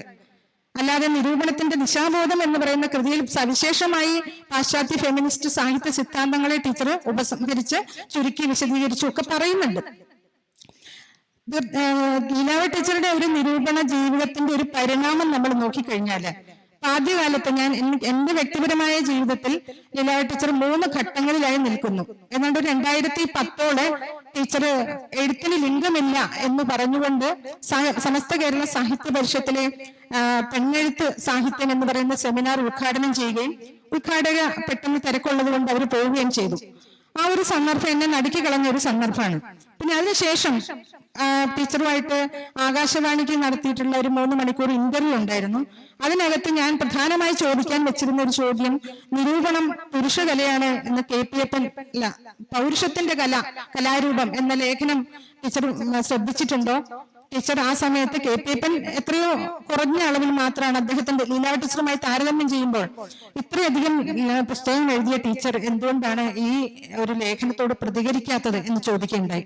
എന്നെ ഞെട്ടിപ്പിച്ചുകൊണ്ട് അവർ പറഞ്ഞു അത് വളരെ ശരിയാണെന്ന് പറഞ്ഞു. എന്നിട്ട് അതിനെ ന്യായീകരിച്ചത് ഇങ്ങനെയാണ്, അനിമസ് തുടങ്ങിയിട്ടുള്ള അങ്ങനെ ഉള്ള ഒരു വ്യാഖ്യാനത്തിലൂടെ ടീച്ചർ അതിനോട് പ്രതികരിക്കുകയും ചെയ്തു. പിന്നീട് 2016 ഞങ്ങൾ വീണ്ടും കണ്ടുമുട്ടി. ഒരു 8 ദിവസം നീണ്ടു നിൽക്കുന്ന ഒരു കൂടിക്കാഴ്ചയായിരുന്നത് ഒരു മാധ്യമ ആഴ്ചപ്പതിപ്പിന് വേണ്ടി നടത്തിയിട്ടുള്ള ഒരു ഇന്റർവ്യൂ ആയിരുന്നു. ആ സമയത്ത് കേരളത്തിൽ വളരെ കാര്യമായിട്ട് ക്യൂർ വിവാഹങ്ങളും അതേപോലെ ലെസ്ബിയൻസ് ചില ആളുകളെ വീട്ടുകാർ നിർബന്ധപൂർവ്വം തിരിച്ചു കൊണ്ടുപോവുകയും അവരെ ഒരു സ്ട്രൈറ്റ് ആയ ജീവിതം നയിക്കാൻ വേണ്ടിയിട്ട് ഭയങ്കര നിർബന്ധം ചെലുത്തുകയും അതിനെ ചൊല്ലിയുള്ള പോലീസ് കേസുകളും ഒക്കെ പത്രവാർത്തയായ ഒരു സന്ദർഭമായിരുന്നു. ഇതിനെക്കുറിച്ചൊക്കെ ഞങ്ങൾ സംസാരിച്ചു. ഒരു 6-7 ദിവസം കഴിഞ്ഞപ്പോൾ ടീച്ചർ എനിക്ക് യാതൊരു പ്രതീക്ഷയും ഇല്ലായിരുന്നു, പക്ഷെ സ്ത്രീ പ്രശ്നത്തെ കുറിച്ചുള്ള ചില കാര്യങ്ങൾ ടീച്ചർ പറഞ്ഞു തുടങ്ങി. അപ്പൊ ടീച്ചർ ജീവിതത്തിലുണ്ടായിട്ടുള്ള പല കാര്യങ്ങളും, ഇപ്പൊ ലീല ടീച്ചർ എന്ന് പറയുന്ന നിരൂപക തന്നെ അവരുടെ 17-18 വയസ്സിലാണെന്ന് ഞാൻ വിചാരിക്കുന്നു, കോളേജിൽ പഠിക്കുന്ന സമയത്ത് ഒരു പഠനം എഴുതുകയുണ്ടായി. നിമിഷം എന്ന് പറയുന്ന ജി ശങ്കരക്കുറുപ്പിന്റെ പ്രധാനപ്പെട്ട ഒരു കവിതയ്ക്ക് ഒരു പഠനം എഴുതിയപ്പോൾ അതിനോട് പ്രതികരിച്ചുകൊണ്ട്, അതിനെ അല്പം വിമർശനാത്മകമായി പ്രതികരിച്ചുകൊണ്ട് മാരാര് എഴുതുകയുണ്ടായി. അപ്പൊ മാരാർക്ക് മറുപടി എഴുതാൻ വേണ്ടി ലീലാവതി ടീച്ചർ തുനിഞ്ഞു. ശങ്കരക്കുറുപ്പ് അത് തടസ്സപ്പെടുത്തിയെന്നാണ് ടീച്ചർ പറയുന്നത്. തൽക്കാലം നിൽക്കൂ എന്ന് പറഞ്ഞു. മാരാർക്കെതിരെ ഏറ്റുമുട്ടണ്ട എന്നുള്ളത് തന്നെയായിരിക്കും അദ്ദേഹം ഉദ്ദേശിച്ചത്. എന്തായാലും ഇങ്ങനെ ഒരു നിരൂപക ഇല്ല എന്ന് അദ്ദേഹം പറഞ്ഞു എന്നാണ് കേട്ടത്. ഇതൊരു പുരുഷനായിരിക്കാനാണ് സാധ്യത. ഒരർത്ഥത്തിൽ ലീലാവതി ടീച്ചറെ പിൽക്കാലത്ത് പല സാഹിത്യ പ്രമാണിമാരും മീശ വെച്ച ഒരു സ്ത്രീയാണെന്ന് പറയുക, ഒരിടത്ത് സ്ത്രീ അല്ല എന്ന് പറയുക, ഇതൊരു പുരുഷനായിരിക്കും എന്ന് പറയുക. അപ്പൊ തന്റെ ലിംഗനിലയെ നിരവധി തരം കാണിച്ചു കൊടുക്കേണ്ടി വരുന്ന ഒരു അവസ്ഥ ഉണ്ടായിട്ട് അവര് പലപ്പോഴും ഇടപെടുന്നത് വേറെ രീതിയിലാണ്. ലീല ടീച്ചർ ഞാൻ എപ്പോഴും ശ്രദ്ധിച്ചിട്ടുണ്ട്. ഞാൻ വളരെ കാലം ജോലി ചെയ്ത മഹാരാജാസ് കോളേജിൽ ടീച്ചർ വരുമ്പോഴൊക്കെ ഒരുപാട് പ്രാരബ്ധങ്ങൾക്ക് അകത്തു നിന്നാണ് കടന്നു വരുന്നത്. ചെറിയമ്മ എന്റെ വീട്ടില് ടീച്ചറുടെ ഭർത്താവിന്റെ പെങ്ങളുണ്ട്, അവരെയൊക്കെ ശുശ്രൂഷിക്കണം, വീട്ടുകാര്യങ്ങളുണ്ട്, അതേപോലെ തന്നെ പ്രസ് ക്ലബിൽ ക്ലാസ് എടുക്കുന്നുണ്ട്, മറ്റു പത്രങ്ങൾക്കും മാസികകൾക്കും കൊടുക്കാനുള്ള ലേഖനങ്ങൾ തയ്യാറാക്കണം. അത്തരത്തിലുള്ള നിരവധി കാര്യങ്ങൾ ടീച്ചർക്ക് ചെയ്യേണ്ടതുണ്ട്. ഇതിനിടയ്ക്ക് ടീച്ചർ ചില അത്യാവശ്യ ഔദ്യോഗിക കാര്യങ്ങൾക്ക് വേണ്ടി മഹാരാജാസ് കോളേജിൽ വരുന്നു. അങ്ങനെ ഭയങ്കരമായ തിരക്കുള്ള, ഒരു സാധാരണ വീട്ടമ്മയേക്കാൾ കവിഞ്ഞ തിരക്കുള്ള ഒരു സ്ത്രീ ജീവിതം തന്നെയാണ് അവർ ജീവിച്ചുകൊണ്ടിരുന്നത്. അങ്ങനെ ഈ ഗാർഹിക ജീവിതത്തിന്റെ പ്രാരബ്ധങ്ങളെ ഒഴിച്ചു നിർത്തിയിട്ടുള്ള ഒരു സാഹിത്യ ജീവിതം പലപ്പോഴും അവർക്ക് ഉണ്ടായിരുന്നില്ല എന്ന് വളരെ വ്യക്തമായിട്ട് എനിക്ക് മനസ്സിലായിട്ടുണ്ട്. ടീച്ചറുടെ കൂടെ 6-7 ദിവസം ആ വീട്ടിൽ കഴിഞ്ഞപ്പോൾ എനിക്ക് മനസ്സിലായത്, പ്രായം ചെന്ന ഒരാളെന്നുള്ള നിലയ്ക്ക് രാത്രി കൂട്ടുകിടക്കാൻ ഒരു സ്ത്രീ വരുമായിരുന്നു എന്നുള്ളത് വെച്ചാൽ പല കാര്യങ്ങളും തന്നെത്താനെ ചെയ്യേണ്ടതായ ഒരു അവസ്ഥ പോലും ടീച്ചർക്ക് ഉണ്ടായിട്ടുണ്ട്. അപ്പൊ അതുകൊണ്ട് തന്നെ ഇപ്പൊ സുകുമാർ അഴീക്കോടിനെ പോലെ നേരെ സാഹിത്യ സദസ്സിൽ വന്നിട്ട് കസേര വലിച്ചിട്ടിരുന്ന് പ്രഭാഷണം നടത്താനോ, അതല്ലെങ്കിൽ ഇങ്ങനെ കേരളം മുഴുവൻ ഓടി നടന്ന് ഒരു കാലത്ത് മുതുകുളം പാർവതി അമ്മ ചെയ്തതുപോലെ എല്ലായിടത്തേക്കും കേരളത്തിന്റെ തെക്ക് വടക്ക് വരെയുള്ള പ്രദേശങ്ങളിൽ ഓടി നടന്ന് പ്രഭാഷണം നടത്താനോ ഒന്നും ടീച്ചർക്ക് പറ്റിയിരുന്നില്ല. ഇവരിപ്പോ ഞാൻ പറഞ്ഞ പേരുകളിൽ ആരെക്കാളും അധികം സ്കോളർഷിപ്പ് ഉള്ള ഒരാളാണ്. വളരെ തികഞ്ഞ പാണ്ഡിത്യമാണ് അവർക്കുണ്ടായിരുന്നത്. നിന്ന നെപ്പിൽ ആദിപ്രരൂപ നിരൂപണത്തെ കുറിച്ച് 2 മണിക്കൂർ ടീച്ചർ എനിക്ക് ക്ലാസ് എടുത്ത് തന്നിട്ടുണ്ട്. ഇതൊക്കെ എന്റെ അനുഭവമാണ്. അപ്പൊ എന്നിട്ടും എന്തുകൊണ്ട് ടീച്ചർ ആഘോഷിക്കപ്പെടുന്നില്ല എന്ന് പറയുന്ന, അല്ലെങ്കിൽ ടീച്ചർ ഒരു സാഹിത്യ നായികയായിട്ട് നമ്മൾ കാണുന്നില്ല എന്ന് പറയുന്നത്, മലയാള വിമർശന രംഗത്ത് തന്നെ സ്ത്രീകൾക്കുണ്ടാകുന്ന ഒരുതരം അനായികത്വം, അല്ലെങ്കിൽ അവർ ഒടുവിൽ പരിഗണിക്കപ്പെടുക എന്ന് പറയുന്ന തരത്തിലുള്ള ഒരു അനായികത്വം ഉണ്ടെന്നാണ് ഞാൻ പറയുന്നത്. ബാക്കി എല്ലാവർക്കും തന്നെ ഒരു നായകത്വം തീർച്ചയായിട്ടും ഉണ്ട്. KPFN ഒട്ടും കുറവായിരുന്നില്ല. അദ്ദേഹത്തിന്റെ പൂർണ്ണമായ ചിത്രങ്ങൾ 90കളിൽ കലാകൗമുദിയുടെ ഫ്രണ്ടിലും നടുക്കും ഒക്കെ അടിച്ചു വരുമായിരുന്നു, നിരവധിയായിട്ട്. അപ്പൊ അദ്ദേഹത്തിന്റെ എഴുത്തിലും പറച്ചിലും എല്ലാം ഈ വ്യക്തിപ്രഭാവത്തിന്റെ ഒരു അലയലികൾ കാണാം. അദ്ദേഹത്തെ ചുറ്റിപ്പറ്റി നിരവധി ഈ വിഷയങ്ങളൊക്കെ പല രീതിയിൽ സ്ത്രീപക്ഷ നിരൂപണ മണ്ഡലത്തിൽ പലപ്പോഴായി പറഞ്ഞിട്ടുള്ളതും ചർച്ച ചെയ്തിട്ടുള്ളതുമായിട്ടുള്ള കാര്യമാണ്. ഞാനും എടുത്തു പറയുന്നു. പ്രത്യേകിച്ച് ഈ നിരൂപകന്മാരുടെ ഒരു വലയം മഹാനിരൂപകന് ചുറ്റും കിടന്ന് എന്താ പറയാ, ഒപ്പന നടുക്ക് മണവാട്ടിയിരുത്തി കൈകൊട്ടിപ്പാടുന്നത് പോലെയുള്ള ഒരു സംഭവമാണ് സത്യത്തിൽ സാഹിത്യത്തിൽ നടക്കുന്നത്. പലപ്പോഴും ആണുങ്ങളും തമ്മിൽ ആസ്വദിച്ച്, അല്ലെങ്കിൽ അങ്ങനെയുള്ള ഒരു വെടിവെട്ടത്തിന്റെ പോലും സ്വഭാവം ഉണ്ട്. അതൊക്കെ മാറി തുടങ്ങിയിട്ടുണ്ട് എന്ന് തന്നെയാണ് ഞാൻ വിചാരിക്കുന്നത്. 90കൾക്ക് ശേഷം ഉണ്ടായിട്ടുള്ള സ്ത്രീപക്ഷ ചിന്തയുടെ കടന്നുവരവ് തന്നെയാണ് അതിന്റെ വലിയൊരു കാരണം. പലതരത്തിലുള്ള കീറിമുറിക്കലുകൾ നടന്നുകൊണ്ടിരിക്കുന്നു. പെണ്ണെടുത്ത് തന്നെ വലിയ കോലാഹലം ഉണ്ടാക്കിയ ഒരു സംഗതിയാണ്. നേരിട്ട് ടി പത്മനാഭൻ ഉൾപ്പെടെയുള്ള ആളുകൾ ഇതൊക്കെ റിസർവേഷൻ ആണോ എന്ന് ചോദിച്ചിട്ടുള്ളതും ഒക്കെ നമുക്ക് വാരികകളിൽ കാണാം.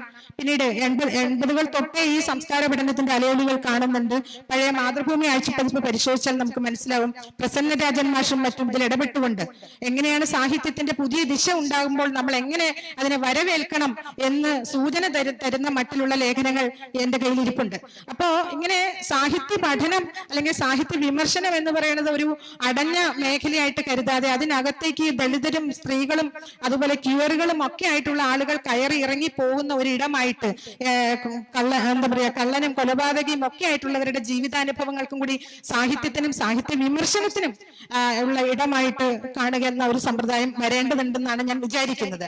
പുതിയ സ്ത്രീപക്ഷ ചിന്തയെ കുറിച്ച് പറയുമ്പോൾ പലതരത്തിലുള്ള, ഒരു 2 മിനിറ്റും കൂടി, അതോ 5 മിനിറ്റോ?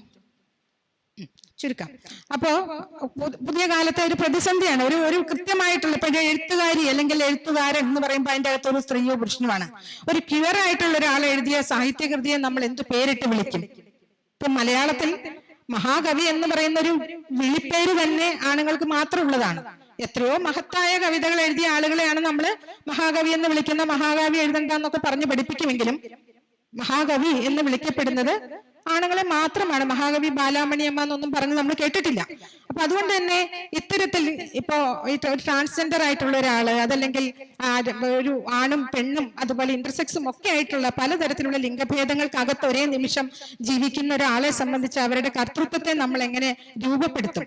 അപ്പൊ ഒരിക്കൽ ആണായിരിക്കുക, അതല്ലെങ്കിൽ കുറച്ചു കഴിഞ്ഞ് പെണ്ണായി മാറുക, അവരെ ഒരു അംഗീകരിക്കപ്പെട്ട ഏതെങ്കിലും ഒരു പ്രത്യേക ലിംഗ മാതൃകയ്ക്കകത്തേക്ക് ഒതുങ്ങി നിൽക്കാനായിട്ട്, ഭദ്രമായി അതിനെ ഒതുങ്ങി നിർത്താനായിട്ട് നമ്മൾ നിർബന്ധിക്കുകയാണ്. അതുകൊണ്ട് തന്നെ ഇങ്ങനെയുള്ള ക്യൂറായിട്ടുള്ള എഴുത്തുകാർ എന്ന് പറയുന്ന ആ ഒരു കർത്തൃത്വം തന്നെ ഇല്ലാതെയായി, അതൊരു അഭാവമായി തീരുന്നു എന്ന് പറയുന്ന ഒരു പ്രശ്നം വളരെ കാര്യമായിട്ട് ഉണ്ട്. അപ്പൊ എന്ത് ചെയ്യണം എന്നുള്ള ഒരു സംഗതി എന്ന് വെച്ചാൽ, നമ്മൾ ഇത്തരത്തിലുള്ള വലിയ തരത്തിലുള്ള വരേണ്യവാദങ്ങളെ ഒരല്പം ഡിം ലൈറ്റ് ചെയ്യാന്ന് പറയുമല്ലോ, നമ്മൾ ലൈറ്റ് ഡിം ആക്കേണ്ടി വരും. മറ്റുള്ളവർ സംസാരിക്കട്ടെ എന്ന് തന്നെ വെക്കേണ്ടതായി വരും. അങ്ങനെ ഓരങ്ങളിൽ നിൽക്കുന്നവർ ചുറ്റുപാട് ഇതൊക്കെ തന്നെയാണ്. ഇത് വാസ്തവത്തിൽ മാർക്സിയൻ വിമർശനം ഒരു കാലത്ത് പറഞ്ഞതിന്റെ ഒരു എക്സ്റ്റൻഷൻ ആയിട്ട് വേണമെങ്കിൽ പോലും നമുക്ക് വിചാരിക്കാം. ഇപ്പൊ സംസ്കാര പഠനത്തിന്റെ സാമൂഹിക പ്രതിബദ്ധത, ഇത്തരത്തിലുള്ള പലതരത്തിലുള്ള പ്രതിനിധാനങ്ങൾ കടന്നു വരട്ടെ, അവയുടെ സ്വത്വ പ്രതിനിധാനത്തിന്റെ വിശകലനങ്ങൾ നടക്കട്ടെ, അവ തമ്മിൽ ഏറ്റുമുട്ടട്ടെ, പലരും കയറി ഇറങ്ങട്ടെ, അതിനെങ്ങനെ അടച്ചുപൂട്ടി വെക്കേണ്ടതില്ല എന്ന് എന്തിനേയും പൊളിറ്റിസൈസ് ചെയ്യൂ. പലതരത്തിലുള്ള ഇന്റർഡിസിപ്ലിനറി എന്ന് പറയുന്ന തരത്തില് പല വിഷയങ്ങൾ കയറി മറിഞ്ഞു പോകട്ടെ എന്ന് തന്നെയാണ് ഞാൻ വിചാരിക്കുന്നത്. അതുകൊണ്ട് തന്നെ നിരൂപണത്തിന്റെ ഭാവിയെ കുറിച്ച് അത്ര വലിയ ഭയമൊന്നും ഇല്ലാന്നും കൂടി പറഞ്ഞുകൊണ്ട് നിർത്തട്ടെ. ഉഷാകുമാരി വളരെ ബോൾഡായിട്ട് തൻ്റെ നിലപാടുകൾ ഈ സംവാദത്തെ സമ്പന്നമാക്കിക്കൊണ്ട് അവതരിപ്പിച്ചു. ഇനി ഈ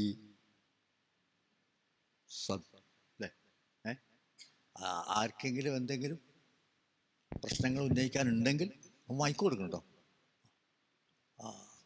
അതിനുള്ള സമയം. ഹലോ, എല്ലാവരും ഇപ്പോൾ ഒരു ഭയങ്കര വിലപിച്ചു. അതായത് വിമർശനം ആളുകളില്ല, കേൾക്കാൻ ആളുകളില്ല. ഇതിൻ്റെയൊക്കെ പ്രശ്നം എന്താ അറിയോ? ഇതൊക്കെ ഈ ജാർഗണിസ്റ്റിക് ആയിട്ടുള്ള ഈ വിമർശനങ്ങൾ ഇപ്പം ആൾക്കാർക്ക് സമയമില്ല.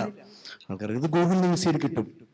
അപ്പൊ ഇപ്പോഴും എനിക്ക് തോന്നുന്നു മലയാളത്തിലെ വിമർശനം പഴയ രീതിയിലല്ല. ഞാൻ വായിക്കാറില്ല വിമർശനം, സത്യമായിട്ടും പറയട്ടെ.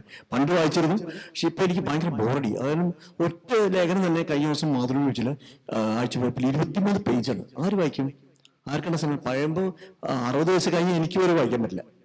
അപ്പൊ അതിന്റെ രീതി മാറിയുണ്ട് പുറം രാജ്യങ്ങളെന്ന് ഞാൻ മനസ്സിലാക്കണം. ഇപ്പൊ രാഹുലിനെ കുറിച്ച് പറയാൻ പറ്റും. രാഹുലിനാണ് എന്റെ സുഹൃത്താണ്, രാഹുലിനാണ് എനിക്ക് ഇൻട്രൊഡ്യൂസ് ചെയ്യുന്നത് എഴുത്തുകാരുടെ, അതായത് ആൽബർട്ടോ മാംഗോൽ. അദ്ദേഹത്തിന്റെ പുസ്തകം വായിക്കുമ്പോൾ നമ്മളൊരു വിമർശനമാണോ അല്ലെങ്കിൽ നിരൂപണമാണോ തോന്നില്ല. അത്ര എത്ര ബ്യൂട്ടിഫുൾ ആയിട്ട് എഴുതിയത്. അപ്പൊ നമ്മൾ മാത്രമല്ല, ലോറന്റ് ബിലിയുടെ നോവലുകളൊക്കെ അത് വിമർശനമാണോ നോവലാണോ ഫിക്ഷനാണോ ഒന്നും അറിയില്ല. ആ രീതിയിൽ വളർന്നാലല്ലേ ഇത് വായിക്കപ്പെടുന്നു. ഈ വിമർശനങ്ങൾ ഇപ്പോഴും പഴയ ആ ജാർഗണിസ്റ്റിക് ആയിട്ട് എഴുതിയാൽ എങ്ങനെയാണ് ആളുകൾ വായിക്കുക? എങ്ങനെയാണ് ഈ ഇതിൽ സദസ്സിന് ആൾക്കാരുണ്ടാവുക? അപ്പൊ കുറെ മാറ്റങ്ങൾ വരുത്തണ്ടേ നമ്മള്? വേൾഡ് ലിറ്ററേച്ചറിൽ വരുന്ന ഈ നിരൂപണങ്ങൾ എനിക്ക് മുഴുവൻ അറിയില്ല. ഞാൻ ആൽബർട്ടോ മാംഗോലും ഈ മറ്റേ ജോർജ് സോണ്ടേഴ്സിന്റെ രാഹുൽ പറഞ്ഞിട്ടാണ് ഞാൻ വായിച്ചത്. അത് ഒരു നോവലാണ്, എന്താ പോണ്ടിന്റെ റെയിനിന്റെ സ്വിങ്, അങ്ങനെ. ശരിക്കും നോവലുകളെ കുറിച്ചൊരു ഒരു വായനകളെ കുറിച്ചൊരു നോവലുകളെ കുറിച്ചൊരു നോവലാണ്. എന്ത് രസമായിട്ട് വായിക്കാം. ഡോസ്റ്റോവസ്കി, ടോൾസ്റ്റോയ്, എല്ലാവരും വരുന്നുണ്ട്. അങ്ങനെയൊക്കെയല്ലേ എഴുതപ്പെടേണ്ടത്. ഈ ജാർഗണിസ്റ്റിക് ആയിട്ടുള്ള രീതി മാറണ്ടേ? 4 ചോദ്യമാണ്. ഞാനൊന്ന് ഒരു ഒറ്റ അങ്ങ് പറഞ്ഞത് പ്രസക്തമായ കാര്യമാണ്. പക്ഷേ എനിക്ക് തോന്നുന്നു നമ്മൾ ആഖ്യാനം എന്ന് പറയുന്നത് അതിനൊരു ഹിസ്റ്ററി ഉണ്ട്, അതിനൊരു പാരമ്പര്യമുണ്ട്, അതിനൊരു സ്പെസിഫിസിറ്റി. ഓരോ രാജ്യത്ത് കഥ തന്നെ പറഞ്ഞു വിചാരിച്ചു. ഇപ്പൊ ഇന്ത്യയിലുള്ള കഥ, കേരളത്തിലുള്ള കഥ, തമിഴ്നാട്ടിലുള്ള കഥ, ആഫ്രിക്കയിലുള്ള കഥ ഒക്കെ കഥയാണെങ്കിലും ആ കഥയ്ക്ക് ഈ അതിൻ്റെതായ ഒരു ആഖ്യാന പാരമ്പര്യമുണ്ട്. ആഖ്യാനത്തിന്റെ സവിശേഷമായ ഒരു സ്വത്വമുദ്ര അതിൽ കാണാൻ പറ്റും. അത് സാഹിത്യ വിമർശനത്തിന് അനുവദിച്ചു കൊടുക്കണമെന്ന് എനിക്ക് പറയാനുള്ളത്. എന്നെ ദിക്കിൽ എഴുതണമാരും എഴുതണം എന്ന് പറയേണ്ട ആവശ്യമില്ല. എനിക്കിത് ഇഷ്ടമല്ല, ഈ ഇഷ്ടമാണെന്നുള്ളത് അത് ഓക്കെ, ഞാനത് വായിക്കില്ല എന്നുള്ളത് അതെൻ്റെ സ്വാതന്ത്ര്യം, അതിനൊന്നും ആർക്കും ഇടപെടാൻ പറ്റില്ല. പക്ഷെ ഇന്ന വിധത്തിലാവണമെന്ന് പറയുന്നത് എന്നോട് എനിക്ക് വിയോജിക്കും. അഷ്ടമൂർത്തി സാറിൻ്റെ അഭിപ്രായം വളരെ കൗതുകത്തോടെയാണ് ഞാൻ കേട്ടത്. വിമർശനം അദ്ദേഹം വായിക്കുന്നില്ല, അതിന് കാരണം ജാർഗൺ ആണെന്നാണ് അദ്ദേഹത്തിൻ്റെ പരാതി. ഈ ജാർഗൺ പരാതി വളരെ നേരത്തെ തന്നെ വിമർശനം കേട്ടിട്ടുണ്ട്. എനിക്കിഷ്ടമില്ലാത്ത പദങ്ങൾ നിങ്ങൾ പറയുകയാണെങ്കിൽ അത് ജാർഗൺ. നേരെ മറിച്ച് എനിക്കിഷ്ടമുള്ള പദങ്ങൾ നിങ്ങൾ പറയുകയാണെങ്കിൽ അതങ്ങനെയല്ല, അത് ശരിക്ക് താത്വികമായിട്ടുള്ള നിലപാടാണ്. അപ്പോൾ നിങ്ങൾ പറയുന്നത് എൻ്റെ രാഷ്ട്രീയമല്ല എന്ന് പറയുന്ന പോലെ തന്നെയാണ്. ഇപ്പോൾ നമ്മുടെ ആത്മാവ്, അതുപോലെ അത്തരത്തിലുള്ള ചില പദങ്ങളുണ്ടല്ലോ നമ്മുടെ ഇന്ത്യൻ ഫിലോസഫിയായിട്ട് ബന്ധപ്പെട്ട് വരുന്ന, അത് ചിലർക്ക് വളരെ പ്രിയങ്കരമാണ്. അത്തരത്തിലുള്ള രചനകൾ ജാർഗണമല്ല. നേരെ മറിച്ച് ഭൗതികവാദമെന്നോ ഉള്ളവനും ഇല്ലാത്തവനും എന്നോ തൊഴിലാളി വർഗം എന്നോ മറ്റോ പറയുമ്പോഴേക്ക് ജാർഗണായി തീർന്നു. ഇതേ കക്ഷികൾക്ക് മറ്റു ചില വാക്കുകൾ ആണ് ജാർഗണായി തീരുക. അപ്പൊ എൻ്റെ മനസ്സിലാക്കലനുസരിച്ച് അഷ്ടമൂർത്തി അവർ പറഞ്ഞിട്ടുള്ളത് എല്ലാ ജാർഗണയും ഉൾപ്പെടുത്തിയാണെന്നാണ് ഞാൻ വിശ്വസിക്കാൻ ഇഷ്ടപ്പെടുന്നത്. കാരണം ഞാൻ അദ്ദേഹത്തിനെ സ്നേഹിക്കുന്നുണ്ട് എന്നുള്ളത് കൊണ്ട്. അപ്പോൾ അങ്ങനെ മുഴുവൻ ജാർഗണെ അദ്ദേഹം ഇങ്ങനെ പറയുന്നു. അപ്പോൾ പിന്നെ എന്താണ്?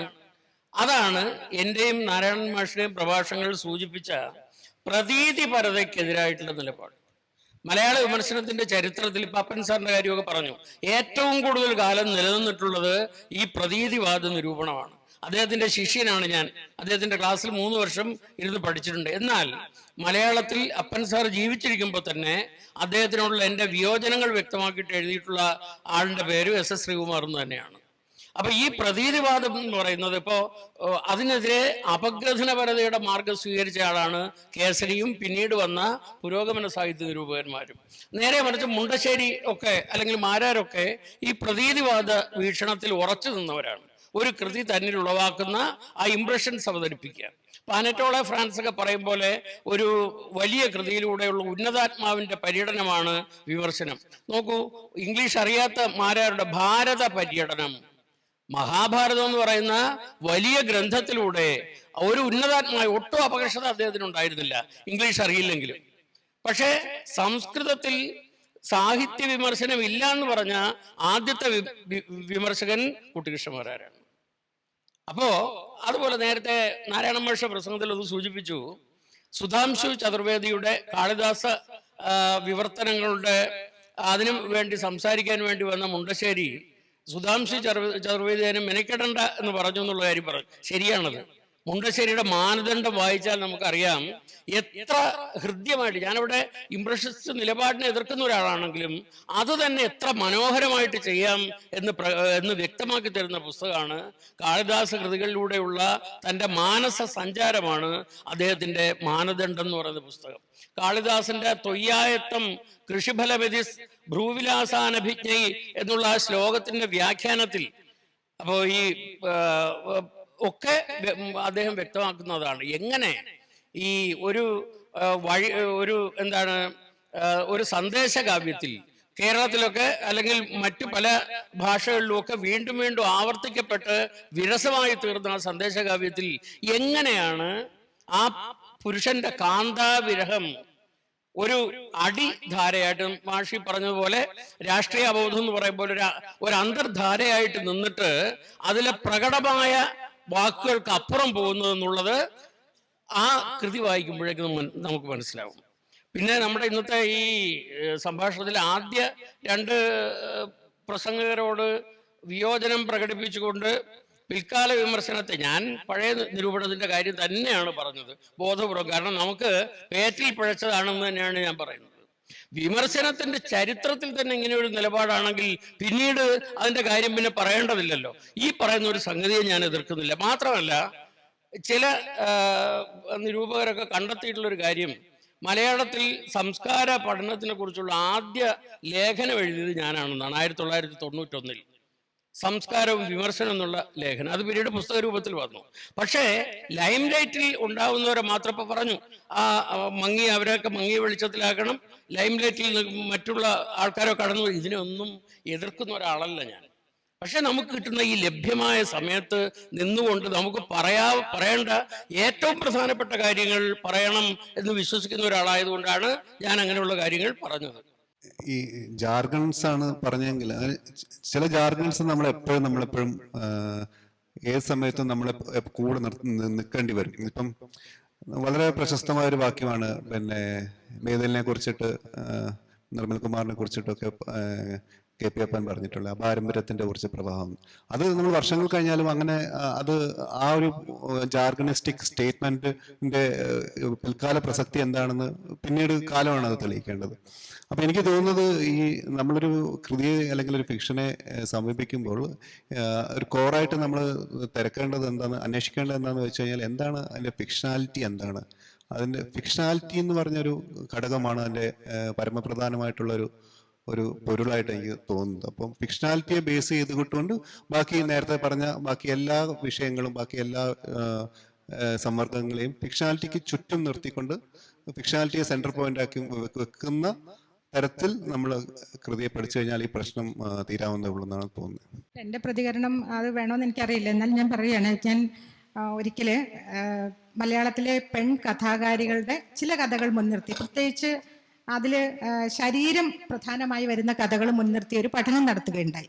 അപ്പൊ അതിനകത്ത് പിന്നെ അഗ്നി എന്ന് പറയുന്ന കഥയെ പഠിക്കാൻ വേണ്ടി അതിന് മുൻകാല കഥകൾ, അത്തരം റേപ്പ് കടന്നു വരുന്ന കഥകൾ എന്നുള്ള നിലയ്ക്ക് മേതിൽ രാധാകൃഷ്ണന്റെ ഒരു കഥ എടുത്തു, ഉടൽ ഒരു ചൂഴ്ന്നില്ല.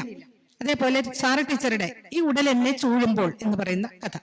ഈ കഥകൾ, ഈ മേതിലിന്റെ കഥ പ്രത്യേകം എടുത്തു നോക്കിയാൽ അതിന്റെ ആഖ്യാനപരമായിട്ടുള്ള വളരെ വ്യത്യസ്തമായിട്ടുള്ള വളരെ ശിഥിലമായ ഒരു ആഖ്യാനം ബോധപൂർവ്വം അദ്ദേഹം ഉണ്ടാക്കുകയാണോ എന്ന് നമുക്ക് ചിലപ്പോൾ അതിശയം തോന്നിപ്പിക്കുന്ന മറ്റുള്ള എഴുത്താണ് മേതിലിൻ്റെത്. കൂടാതെ പലപ്പോഴും അദ്ദേഹം നേരത്തെ പറഞ്ഞ പോലെയുള്ള സയൻസിൽ നിന്ന് അതല്ലെങ്കിൽ ജന്തുശാസ്ത്രത്തിൽ നിന്ന് ചില കവിതയിൽ നിന്ന് കവിതയാണോ എന്നൊക്കെ തോന്നിപ്പിക്കുന്ന കൊച്ചു കൊച്ചു ചൂർണിക വാക്യങ്ങളൊക്കെ കൊണ്ടുവരും. ഈ കഥ വായിച്ചപ്പോൾ പ്രത്യേകിച്ച് ഒരു കമ്പ്യൂട്ടറിലെ ഫ്ലോ ചാർട്ട് പോലെ ആണ് ആ കഥ എഴുതിയിരിക്കുന്നത്.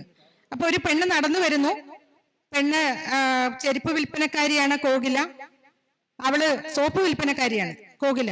അവള് ഒരു പടികൾ കാണുന്നു, പടികൾ കണ്ടയിടത്തേക്ക് പടികൾ അവളെ ക്ഷണിച്ചു, പടികളിലൂടെ അവൾ കടന്നു പോകുന്നു, അവൾ ബലാത്സംഗം ചെയ്യപ്പെടുന്നു. ആ കഥയ്ക്കകത്ത് തന്നെയുള്ളൊരു കഥാപാത്രം നച്ചിലൻ എന്നു പേരായിട്ടുള്ള ഒരു ചെരുപ്പ് കുത്തി അവളെ ബലാത്സംഗം ചെയ്യുന്നു. അപ്പൊ ഈ കഥ അവതരിപ്പിക്കുന്നത് ഒരു തരത്തിലും ഈ പെണ്ണിനോട്, ഈ ബലാത്സംഗം ചെയ്യപ്പെട്ട പെണ്ണിന്റെ ഒരു സ്ത്രീനീതി സങ്കല്പത്തിൽ നിന്നുകൊണ്ടല്ല അവതരിപ്പിക്കുന്നത്. അത് ആഖ്യാനത്തിൽ തന്നെ അഭിരമിച്ചുകൊണ്ട് ഒരു സവിശേഷമായ രീതിയിൽ വേറൊരു ചാൻസ് എന്തായിരുന്നു, പടികൾ അവൾ കണ്ടില്ല, അവൾ അങ്ങോട്ട് നോക്കിയില്ല, അല്ലെങ്കിൽ അവൾ കയറിയില്ല, എങ്കിൽ എന്താകുമായിരുന്നു. അങ്ങനെ ഒരു പ്രത്യേകതരം ആ കാലഘട്ടത്തില് ഒരുപക്ഷെ കമ്പ്യൂട്ടർ ഗെയിമും ഒക്കെ ആയിട്ട് നല്ല പരിചയമുള്ള ആളാണ് മേതിൽ. അന്ന് തന്നെ നവസാങ്കേതികതയുമായിട്ട് ബന്ധപ്പെട്ടുള്ള അദ്ദേഹത്തിന്റെ പലതരം കാഴ്ചപ്പാടുകൾ നമുക്കറിയാം. അങ്ങനെ ഒരു ആഖ്യാനത്തിനകത്തേക്ക് ഇത്തരം മാതൃകകൾ പരീക്ഷിക്കുന്ന ഒരു എഴുത്തുകാരന്റെ കഥ വിശകലനം ചെയ്യുമ്പോൾ നമ്മൾ അതിനെ എന്ത് ജാർഗൺ ഉപയോഗിച്ച് ഫ്ലോ ചാർട്ട് എന്ന് പറയാതിരിക്കാൻ പറ്റില്ല. കാരണം അതിനെ വിശദീകരിക്കാൻ അത് മാത്രമേ നമുക്ക് പറ്റുള്ളൂ. സ്വാഭാവികമായിട്ടും ജാർഗണുകൾ ചില സന്ദർഭങ്ങളിൽ നമുക്ക് അനുയോജ്യമായ രീതിയിൽ പരമാവധി ജനകീയതയോടുകൂടി ഉപയോഗിക്കേണ്ടി വരും എന്ന് തന്നെയാണ് ഞാൻ വിചാരിക്കുന്നത്. ഫാഷനെ കുറിച്ചും വസ്ത്രധാരണത്തെ കുറിച്ചും കുറെ ലേഖനങ്ങളൊക്കെ ഞാൻ എഴുതാറുണ്ട്. ഞാൻ പരിഷ്കാരം എന്നുള്ള വാക്കല്ല ഉപയോഗിക്കാറ്, ഫാഷൻ എന്ന് തന്നെയാണ് ഉപയോഗിക്കാറുള്ളത്. ആണിനെയും പെണ്ണിനെയും കൃത്യമായി വേർതിരിക്കുന്നതിന് ഞാൻ മാനകം എന്ന വാക്കാണ് ഉപയോഗിക്കുന്നത്. അതിന്റെ വിശദീകരണം ആദ്യ പടവുകളിൽ കൊടുക്കും, പിന്നീട് മാനകം എന്നുള്ളത് എല്ലാവർക്കും മനസ്സിലാവുകയും ചെയ്യും. ജാർഗണുകൾ കുറച്ചൊക്കെ ആവശ്യമാണെന്നുള്ളൊരു അഭിപ്രായമാണ് എനിക്ക് പറയാനുള്ളത്. നന്ദി. ചർച്ച നമ്മളിവിടെ സമാപിക്കുകയാണ്. വേറെ ഫോർമാലിറ്റി ഒന്നുമില്ല. ഒരു ചോദ്യം അനുവദിക്കുമോ? അത് ഞാൻ കുറെ നേരമായിട്ട് വെയിറ്റ് ചെയ്യുന്നു. അപ്പോൾ നിങ്ങൾ 4 പേരും മറുപടി പറഞ്ഞുകൊണ്ടാണ് അത്രയും സമയം പോയത്. അതായത് എല്ലാവർക്കും നമസ്കാരം. മലയാള നിരൂപണം ഇന്ന് എന്നാണ് നമ്മുടെ ഒരു മുഖ്യമായ ടോപ്പിക്ക്. പക്ഷെ അത് പറയുമ്പോൾ സ്വാഭാവികമായും ആദ്യമായുള്ള കാര്യങ്ങളൊക്കെ പറയണം. പക്ഷെ മലയാള നിരൂപണം ഇന്ന് എന്ന അവസ്ഥയിലേക്ക് പൂർണ്ണമായി വന്നില്ല എന്നാണ് ഞാൻ വിചാരിക്കുന്നത്. കാരണം മലയാള നിരൂപണം അത് അതിന്റെ അപജയമുണ്ട്, അല്ലെങ്കിൽ അത് മരിച്ചു, അല്ലെങ്കിൽ പഴയ പോലെ സജീവമല്ല എന്നൊക്കെ പറയുമ്പോൾ ഒരു പ്രധാനപ്പെട്ട കാര്യം എന്ന് പറയുന്നത് മുഖ്യധാര മലയാള നിരൂപണത്തിനാണ് ഈ സംഗതി സംഭവിച്ചിട്ടുള്ളത്. മറിച്ച് നിരവധി മേഖലകളിൽ നിന്ന് വ്യത്യസ്തരായ നിരൂപകർ ഈ സമീപകാലത്ത് മലയാള നിരൂപണ രംഗത്ത് വന്നിട്ടുണ്ട്. പ്രദീപൻ പാമ്പരിക്കുന്ന്, KK ബാബുരാജിനെ പോലുള്ളവർ, ND അൻസാരി പരാമർശിക്കപ്പെട്ടു. നിരവധി പേർ വന്നിട്ടുണ്ട്. നമ്മുടെ മലയാളത്തിന്റെ നിരൂപണത്തിന്റെ ഒരു മുഖ്യധാര അല്ലെങ്കിൽ പ്രബല ധാരയിൽപ്പെട്ടവർക്കിടയിൽ സംഭവിച്ച ഒരു അപജയത്തെ പൊതുവെ മലയാള സാഹിത്യത്തിന്റെ മലയാള വിമർശനത്തിന്റെ അപജയമായി കൺക്ലൂഡ് ചെയ്തത് ശരിയാണെന്ന് തോന്നുന്നില്ല. അതുമാത്രമല്ല, നാരായണ മാഷിന്റെ ഞാൻ കുറച്ച് താമസിച്ചാണ് വന്നത്. നാരായണ മാഷിന്റെ പ്രഭാഷണത്തിൽ അവസാനം എത്തിയത് ചുള്ളിക്കാടിലാണ്.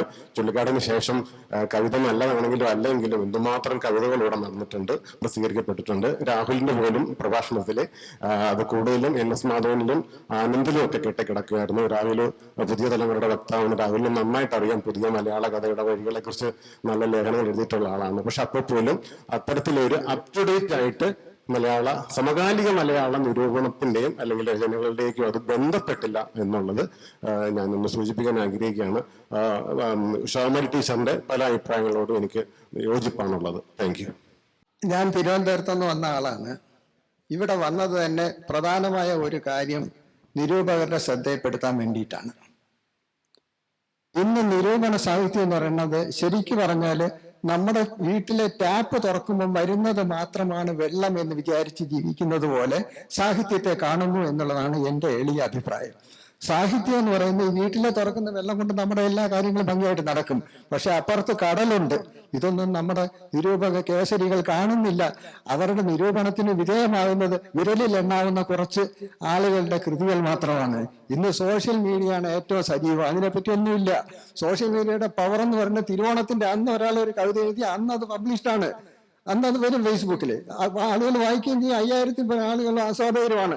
ഇന്ന് ഈ പറയുന്ന വലിയ പ്രമുഖ പത്രങ്ങളിൽ ഒരാളുടെ ഫോട്ടോ വന്ന ആ ഫോട്ടോ എടുത്ത് അയാൾ ഫേസ്ബുക്കിൽ ഇടും. അപ്പോഴാണ് ആളുകൾ അറിയുന്നത് പത്രത്തിൽ ഫോട്ടോ വന്നിരുന്നു അല്ലെന്ന്. ഇതാണ് ഇന്നത്തെ സോഷ്യൽ മീഡിയയുടെ ഒരു സ്റ്റാറ്റസ്. ഈ മഹാകടലിനെ കൂടെ നിങ്ങൾ പരിഗണിക്കണമെന്ന് മാത്രം പറഞ്ഞുകൊണ്ട് ഞാൻ നിർത്തുന്നു. നമസ്കാരം. നമുക്ക് ഈ സംവാദം ഇവിടെ സമാപിക്കപ്പോൾ തന്നെ സമയം അതിക്രമിച്ചു. ധാരാളം സംസാരിക്കാനുണ്ടാവും. പക്ഷെ അത് ഇനി നമുക്ക് ഇല്ലേ ഒരു കാര്യം മാത്രം, ഞാനും അല്പം വൈകിയാണ് എത്തിയത്. ഇവിടെ ഇപ്പൊ മാഷ് പറഞ്ഞൊരു കാര്യത്തോട് യോജിക്കുന്നു. നമ്മുടെ മലയാള നിരൂപണം ഇന്ന് എന്ന് പറഞ്ഞപ്പോൾ അത് ഇന്നലകളിലായി പോയി എന്നൊരു വിയോജിപ്പ് എനിക്കുണ്ട്. ഇന്നലകളുടെ നിരൂപണങ്ങളിൽ തന്നെയായിരുന്നു ഭൂരിപക്ഷം പേരും ഈ ചർച്ചയിൽ പങ്കെടുത്തുകൊണ്ട് സംസാരിച്ചെന്നൊരു വിയോജിപ്പ് എനിക്കുണ്ട്. മറ്റൊന്ന്, നമ്മളുടെ മലയാള സാഹിത്യ നിരൂപണം ഒരു ജൈവ നിരൂപണമാകുന്നില്ല എന്നൊരു പരാതി എനിക്കുന്നുണ്ട്. കാരണം നമുക്കിന്ന് വായിക്കാൻ പ്രേരിപ്പിക്കുന്ന നിരൂപണങ്ങൾ ഏറെ ഉണ്ടാവുന്നില്ല. ചില അക്കാദമിക് നിരൂപണ പദ്ധതികളുടെ ചട്ടക്കൂടിൽ ഒതുങ്ങി നിന്നുകൊണ്ട് തന്നെ അതിനെ വിശദമാക്കാൻ വേണ്ടിയിട്ട് കഥയെയും കവിതയും ഉപയോഗപ്പെടുത്തുന്ന രീതിയാണ് നമ്മൾ കണ്ടിട്ടുള്ളത്. നേരെ തിരിച്ച് ഇപ്പൊ ഞാനൊക്കെ ഓർക്കുന്നത്, ഞാൻ പ്രീ ഡിഗ്രി ക്ലാസ്സിൽ പഠിക്കുന്ന സമയത്താണ് KP അപ്പമാഷിന്റെ പിന്നെ ധിക്കാരിയുടെ കാതൽ പോലെയുള്ള, ക്ഷമിക്കണം,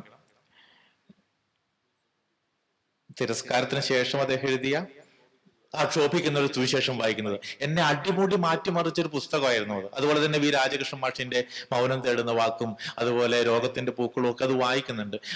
ആ സമയത്തെ അന്നത്തെ ആധുനികത പെയ്തു തീരുന്ന ഘട്ടത്തിലാണ് ഞാൻ ഈ വായനയുടെ ഈ നിരൂപണ കൃതികളൊക്കെ വായിക്കുന്നത്. എങ്കിൽ പോലും ആധുനികതയുടെ വ്യക്തതയോടെ കാണാൻ എനിക്ക് അന്ന് പര്യാപ്തമാക്കിയത് ഈ കൃതികളായിരുന്നു.